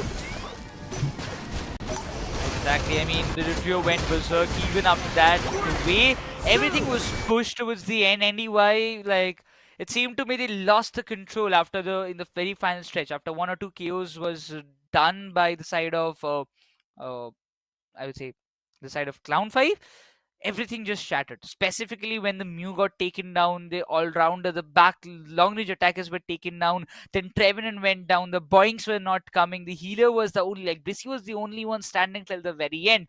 Both of those defenders, like the Lapras as well as Trevenant, were unable to function, or they were not given that much room to, bring up a lot of value. Then the Mew went down and everything just went south for the side of NDY. But I'm really hoping that in the next match, that is going to be in the second match of this BO3 series, which will be a do or die for the side of NDY. If they don't win it, True. they will be out of this India Open 2023. But if they win that match, they Yeah. will still remain into the competition, keeping themselves alive for a chance to qualify or for the next round in the lower brackets. I mean, obviously, when you are in the lower bracket, there is a sense of pressure coming in because you don't have any second chances coming in. Yes, in the situation of a BO3, you can slip off for a bit. You can lose the first match or you can lose the second one after winning the first one. Then you might actually bounce back in the decider third match coming in. But there is no looking back if you lose two maps, two chances, two matches to be precise in a BO3 situation. So for that reason, NDY definitely has to capitalize because there's a lot of pressure that is coming in onto their faces because the Clown 5 was definitely able to capitalize in the later phases, and that was the best type of approach coming in where Clown 5 was able to decipher what Team NDY was trying to do and how they can break that chain of thought coming in from Team NDY and how that player can be suppressed, to be honest, because those triple trampers initially was getting missed. The Slowbro was not that effective. The Blastoise and the Hydro Typhoon missed a lot in the initial stages, and they were unable to get that whole command in the top lane, and also in the bottom lane the tier 1 goal zone was completely broken down initially, and due to that, yes, there was a very interesting lead coming in from the players of Team NDY from the start, but eventually in the later stages things started to change. But let's see how that change is going to get implicated, because now we are going to dive into the draw phase of match number 2 in the final match of day number 3 of playoffs in the Pokemon Unite India Open 2023. The ban phase will give us an idea of which are the two Pokemons getting banned. This time, it's not going to be an Umbreon, it's going to be an Inteleon and a Zacian coming in from both the teams. And if I'm not wrong, Clown Prime is going to ban the Inteleon, and on the other corner, NDY has an answer in return, and it's going to be the Zacian ban. Clown 5, after winning this previous match, they've decided to let's bring the Mew on our side. We have faced it against us, but let us show how the Mew is actually being played. Because if you talk about, yes, the damage was done in the previous match by the Mew from the side of NDY, but still, at this point, having a Mew with the Solar Beam can always benefit you a lot of time. But we see Loren going with the Slowbro, Adi going with the Cliffable, a good combination for them, while the Hoopa will be coming into the play for Babu this time. Not went for the Cliffle because it was already picked by Adi, and Joy goes with the Trevenant. Well, for now, I do believe that Buzzwole combination along with that Cliffable can definitely be quite chaotic from the perspective of Team NDY. But really have to see how that whole individual play is going to unfold, because they do have a speedster for now, and it's going to be a Leafeon coming in. Chandelure and Obito might actually stick to an all-rounder or a defender. Yeah, there you go. The defender will be coming in pretty soon. I do believe it's going to be Lapras, and there you go. It gets confirmed. But we are going to see a different approach. It's going to be the Petal Dance Venusaur coming in. Maybe Petal Dance is going to get chosen, or maybe the Solar Beam will be coming in. We really have to see how that play is going to unfold along the way when the match gets started. Shreya on the other corner is the last one to choose. What he is going to pick is going to be a attacker, I believe, because he has got every single Pokemon, every single type of Pokemon, to be honest. A supporter is there. Okay, he's not going to take an attacker. He's going to stick with an all-rounder. That's going to be Urshifu. Now, if we just talk about Urshifu, in the previous time when we saw him coming into the play, Urshifu was not that much valuable. Every time it came or tried to find a lot of value for himself, because after the surging strikes got nerfed, the impact that this all-rounder can make has been very, very much nerfed. Alongside Buzzwole, it might work out, but once again, it's going to be a very, very big move coming up from the side of NDY, picking up with that Buzzwole as well as the Urshifu combination, both the double all-rounder composition for themselves. But that being said, a double defender is still there. I will say that the entire lineup from the side of Clown 5 seems to be a little bit more promising in this case, but we also see a Curse Bangle getting used in Trevenant this time. So I will be very, very much excited to see what does this match has to offer to us as an audience or as a casters. This match can give us an insight that who is the team who is going to move on to the lower bracket round number 3, and who is the team who is going to have that learning curve, a big one to be honest, for Pokemon Unite India Open 2024. Because eventually if you lose this match, you're going to be out of the equation, and then the approach is going to be of a learning one, because again there are some blunders being made, and that's why you are actually at a position where you are going to get eliminated. But moving forward, both the teams are pretty much ready. We'll get to see a lot of interesting approaches coming in. When you talk about the battle items, we do see a lot of eject buttons, and also along with that we'll get to see the XP portion being delivered. But the next 10 minutes can really dictate a new storyline. We might actually see a decider from the start. I've been craving for a decider today. I mean, you and Lucifer really got to see a decider in the first match today, but eventually for me it was a 2-0 between Revenant and LFP.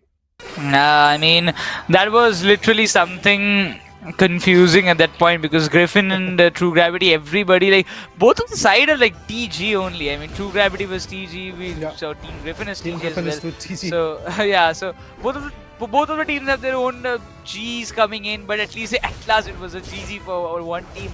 I mean, you can just expect them to drop down the lower bracket. So it's a lot of a long journey for Team Griffin to, try and come up again in the grand finals because they're still left to confirm their slot in the lands. But it seems NDY, they will be starting it off early with those early stacks coming up from the side of Buzzwole, and there is nobody to actually stop it. But wait, what? Hello, slow bro. I know you're a true bro, but it doesn't mean you will be invading the jungle this early. Well, he is going to do everything from his possible corner so that he can get that edge into his favor. Clown5 on the other corner, definitely trying to step up because they already have an advantage and they're trying to capitalize on it. Have to really see how this competition is going to unfold, and we will get to see a lot of interesting abilities being utilized. If we talk about the petal dance, maybe that will be coming in pretty soon. But I really have to see if that solar beam is going to be effective enough or not because both of those approaches are in the same exact team. It's going to be Clown5 who has got it, and even the Hoopa can change a lot of things. But yes, the Cliffable along with that Buzzwole, that is the exact strategy they're going to stick up to. But this Hoopa is going to run for her life. I run for his life, to be honest. I definitely have to see how this approach is going to work out. But he's going to go and score 6, and then he might actually back out. Shrey on the other corner is now in the jungles of the opponent. It's a situation where Clown5 might be able to hunt him down. But the players are a little bit more concerned about the mid lanes because they do know that the alternate Swablu is about to come pretty soon. Urshifu is just there to steal the boss of Clown5 at this point and not allowing them to, level up as fast as possible. But Venusaur got taken down and the mid lane contention is going to go big. But Lapras finds the Clippable. The Hyperspace Hole was activated, but actually it was there for Clippable to go make a fallback, and he does it pretty nicely. But Urshifu, the mission he was on was completed, while the Trevenant and Mew will be starting to stop him down. The light screen might just affect him a little bit, but still the points are still not coming on the way. It was there, it was much more that it was needed, but the Solar Beam will does do the damage that it was required. But Urshifu, that KO was very, very much important for the side of Clown5, but instantly Joy will have to go for a reset and instantly come back into the mid lane thanks to the Hyperspace Hole that is helping them with the fast rotations.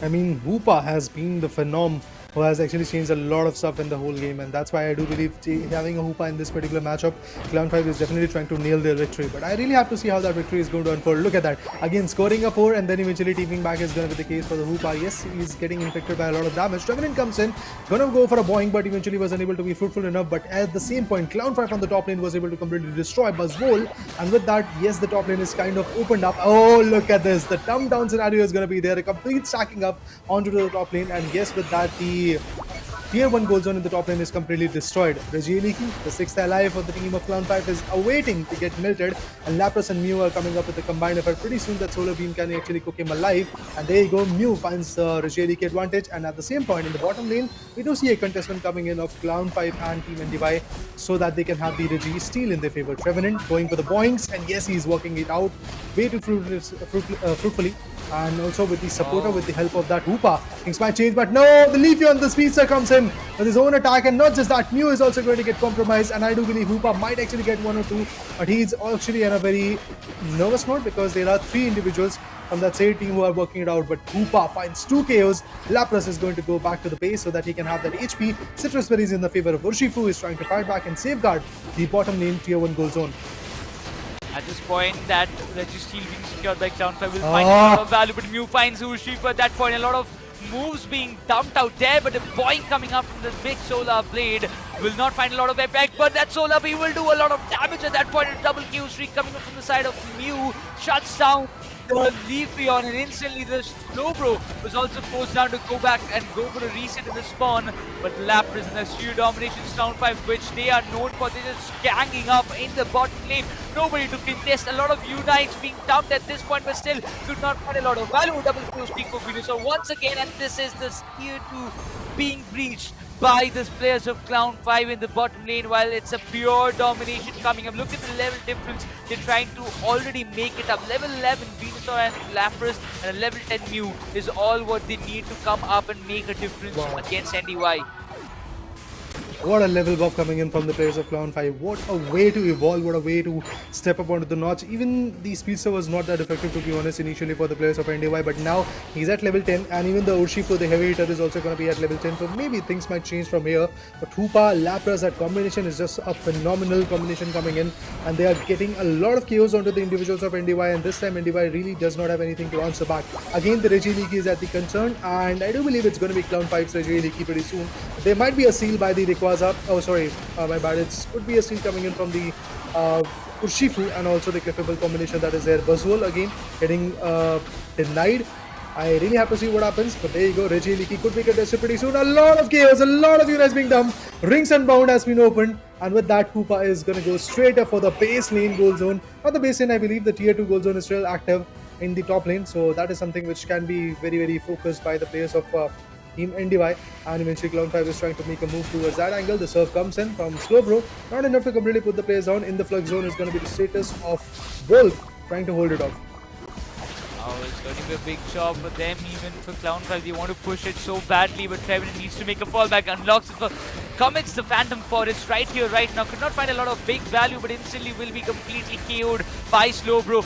Another set of Unite moves being dumped here. There's still a lot of time for them to gain it back once again. For the Regieleki push, it's going to be very important. They want to get and destroy this tower as well. The Leafeon is desperate with the Solar Blade alongside the Buzzwole finds a lot of value, while the Regieleki cannot be pushed much more further. They are faced out of consequence, and it's better for Clown5 to back off and just focus on leveling themselves up a bit more time, while the NDY do have a focus, go for some heavy scoring. They're going on the way, they are already going at the scores. He tried to come up with some bonkers, but would not be able to do it, but still he finds the Leafeon. Instantly the Buzzwole also shuts down the very low HP. A counter attack coming from the side of Clown5. Wow. Seems undoubtedly very strong. Amazing, amazing. I mean, total control was there for the players of Team NDY in the top lane, but eventually all of a sudden that hyperspace hole got created, and eventually with that, things started to completely crumble down. What a play coming in from the individuals of Team Clown5. That Hoopa is definitely working its way up, and at the same point, Mew is getting some serious KOs. Look at the level buff that Lapras has got. He's at level 14. There is nobody even close to level 13 coming in from the individuals of Team NDY. That is something which is going to be quite scary for the players of Team NDY. On the other corner, Clown5 is about to reach their maximum level, but even before that, what they have to do is get that Regieleki so that they can completely push out and give a lot of pressure onto the players of NDY for the top lane and also the base lane goal zone. And if they get it, I do believe the Rayquaza contestment is going to be even more surreal. But look at this, the Petal Dance is active. Lapras is also going to come with his own approaches, and with that, yes, Hoopa is also pretty much over there for the supporter, and the Regieleki is about to get melted. There is no contestment coming in. It's the Mew with the Solar Beam who is going to take it away for the team of Clown5. Yes, and with that advantage, I do believe it's going to be a game for Clown5 if they are able to safeguard the whole presence of that Rayquaza. If they're able to completely deny it or maybe capitalize on it, I do believe it's going to be a game for Team Clown5 to win. A 72 score coming up from Urshifu, a sneaky one, but he did not find a lot of value. The Solar Blade also misses it, but still a 100 score coming up from the side of Lapras. Destroys the tier 2 goal zone from the top lane, but instantly NDY. There's a big difference in the means of scores, and the points coming on from the side of Trevenant. Misses the Hornies, that's for sure, but the Solar Beam was also dodged by Buzzwole. Clefable needs to go down. If he goes down, it will create a big impact, but still, Shifu is just taking the positions towards the areas of jungle and trying to find a lot of value. Unite moves being dumped all in this very place, and instantly Clefable shuts down the Venusaur. The Solar Beam is damaging a lot. Shifu is barely breathing at this point. Will be needing a lot of scores coming the in. Mew Secures it for the side of Cloud5, and that's a deep KO coming up from the side of Cloud5 against NDY. Then there's nothing more to do, and that's a complete surrender as NDY. They will be taking an exit from Pokemon Unite India Open 2023, while Clown5 will still continue their journey in the lower brackets on to the next round. Amazing play coming in. They force their opponent to make a surrender, to come up with a surrender because of that Rayquaza steal. And even before that, those Regieleki advantages that they were able to get, a complete stacking up scenario, and also thanks to that Hoopa, Babu was able to completely change the tone of the game, and he was able to completely capitalize on it. Obitha, look at him at level 15.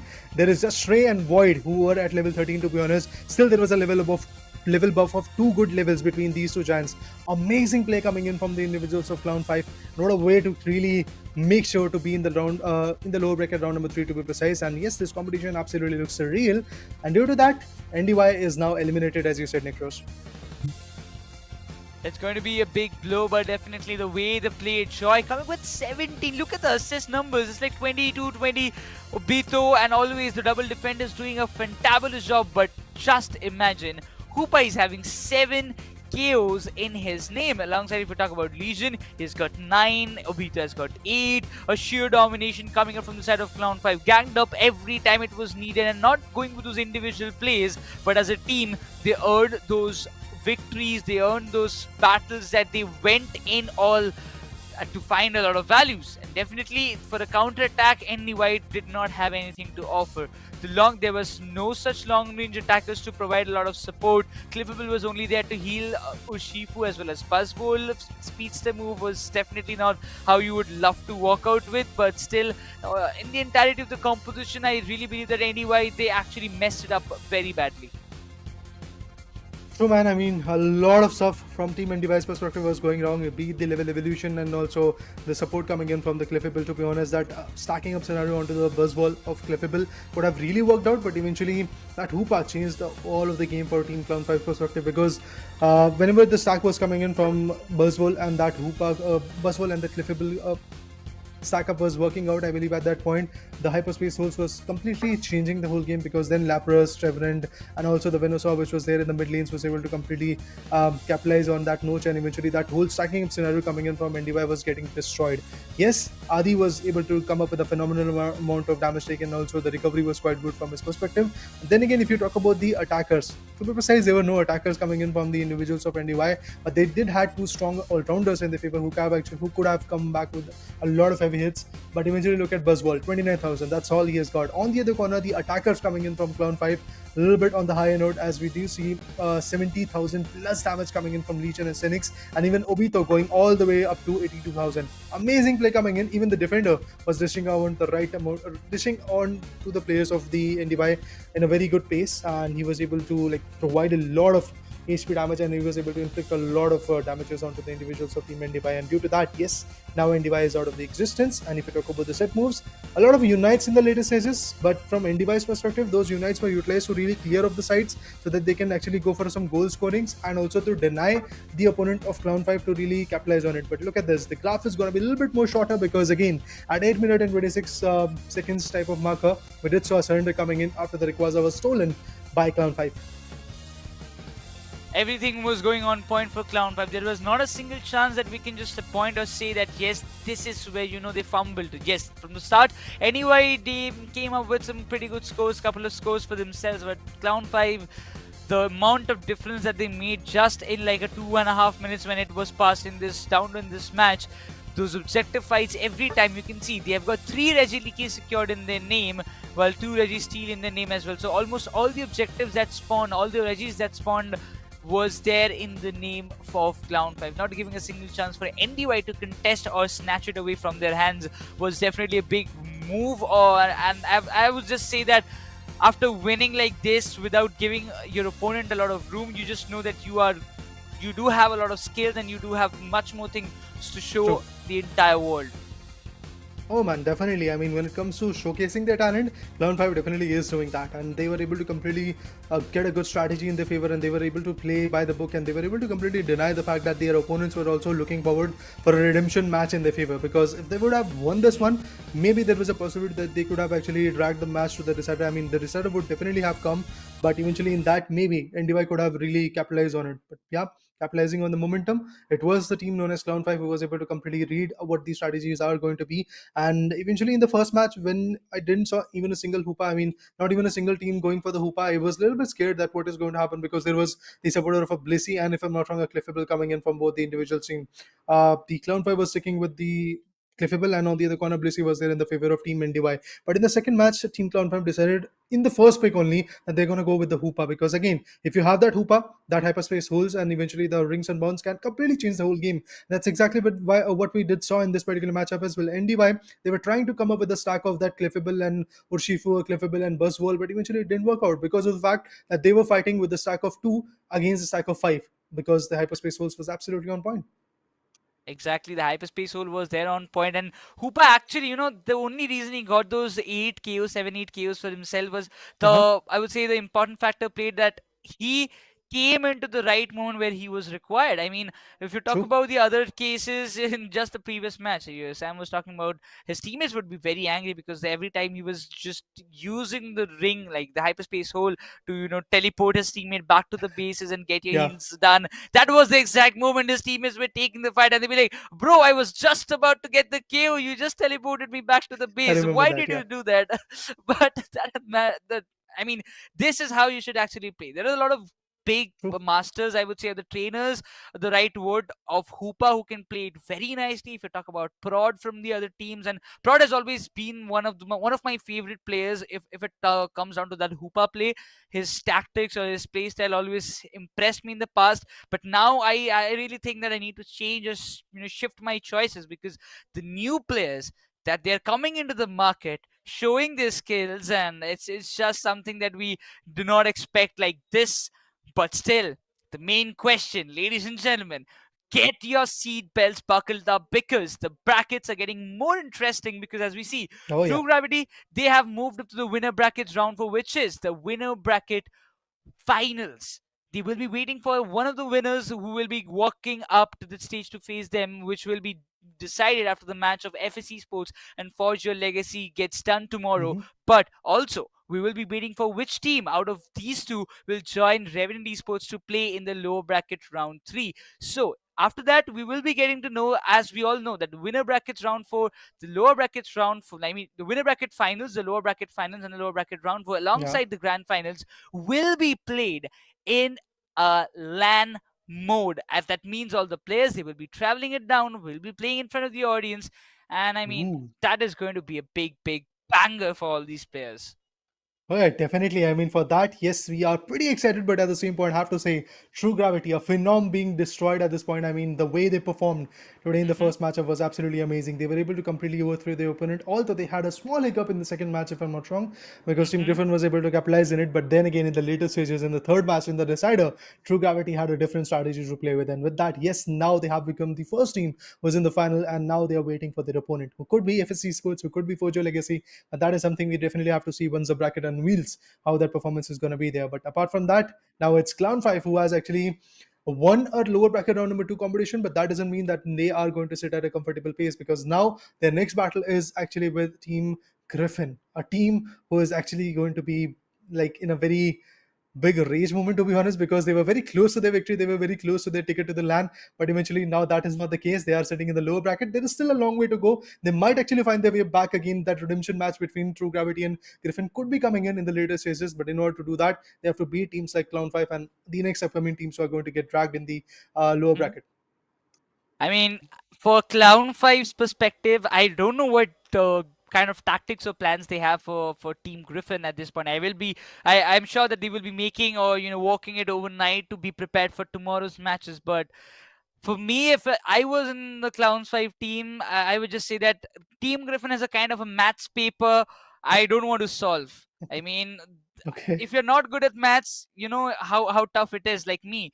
But then again, Team Griffin will be one of the most biggest hurdles for Clown 5 in the upcoming days. If they can win Indeed. against them and shatter the dreams of Team Griffin tomorrow, they will not just only be walking down or walking up the lane in the lower brackets, but also they will be confirming their slot in the LAN. I mean you are a new team, newly formed team, coming with new players of this generation.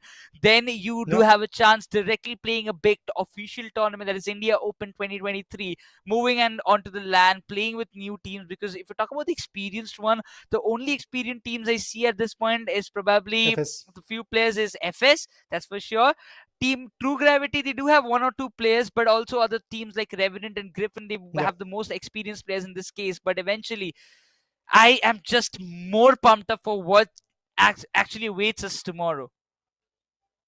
Well, again, tomorrow, I mean, that day is going to be absolutely impressive because we'll get to know what kind of competition is going to unfold. But today, it's done, guys. We got to see three interesting BO3s coming in today. And with that, it's me, Raider, along with we do have Nikros on the desk. And with that, Lucifer was also there on the desk. And guys, this is a farewell for you for today. But tomorrow, the action will resume and we'll get to know what happens. But till then, guys, bye bye. Peace out. Thank you for joining us.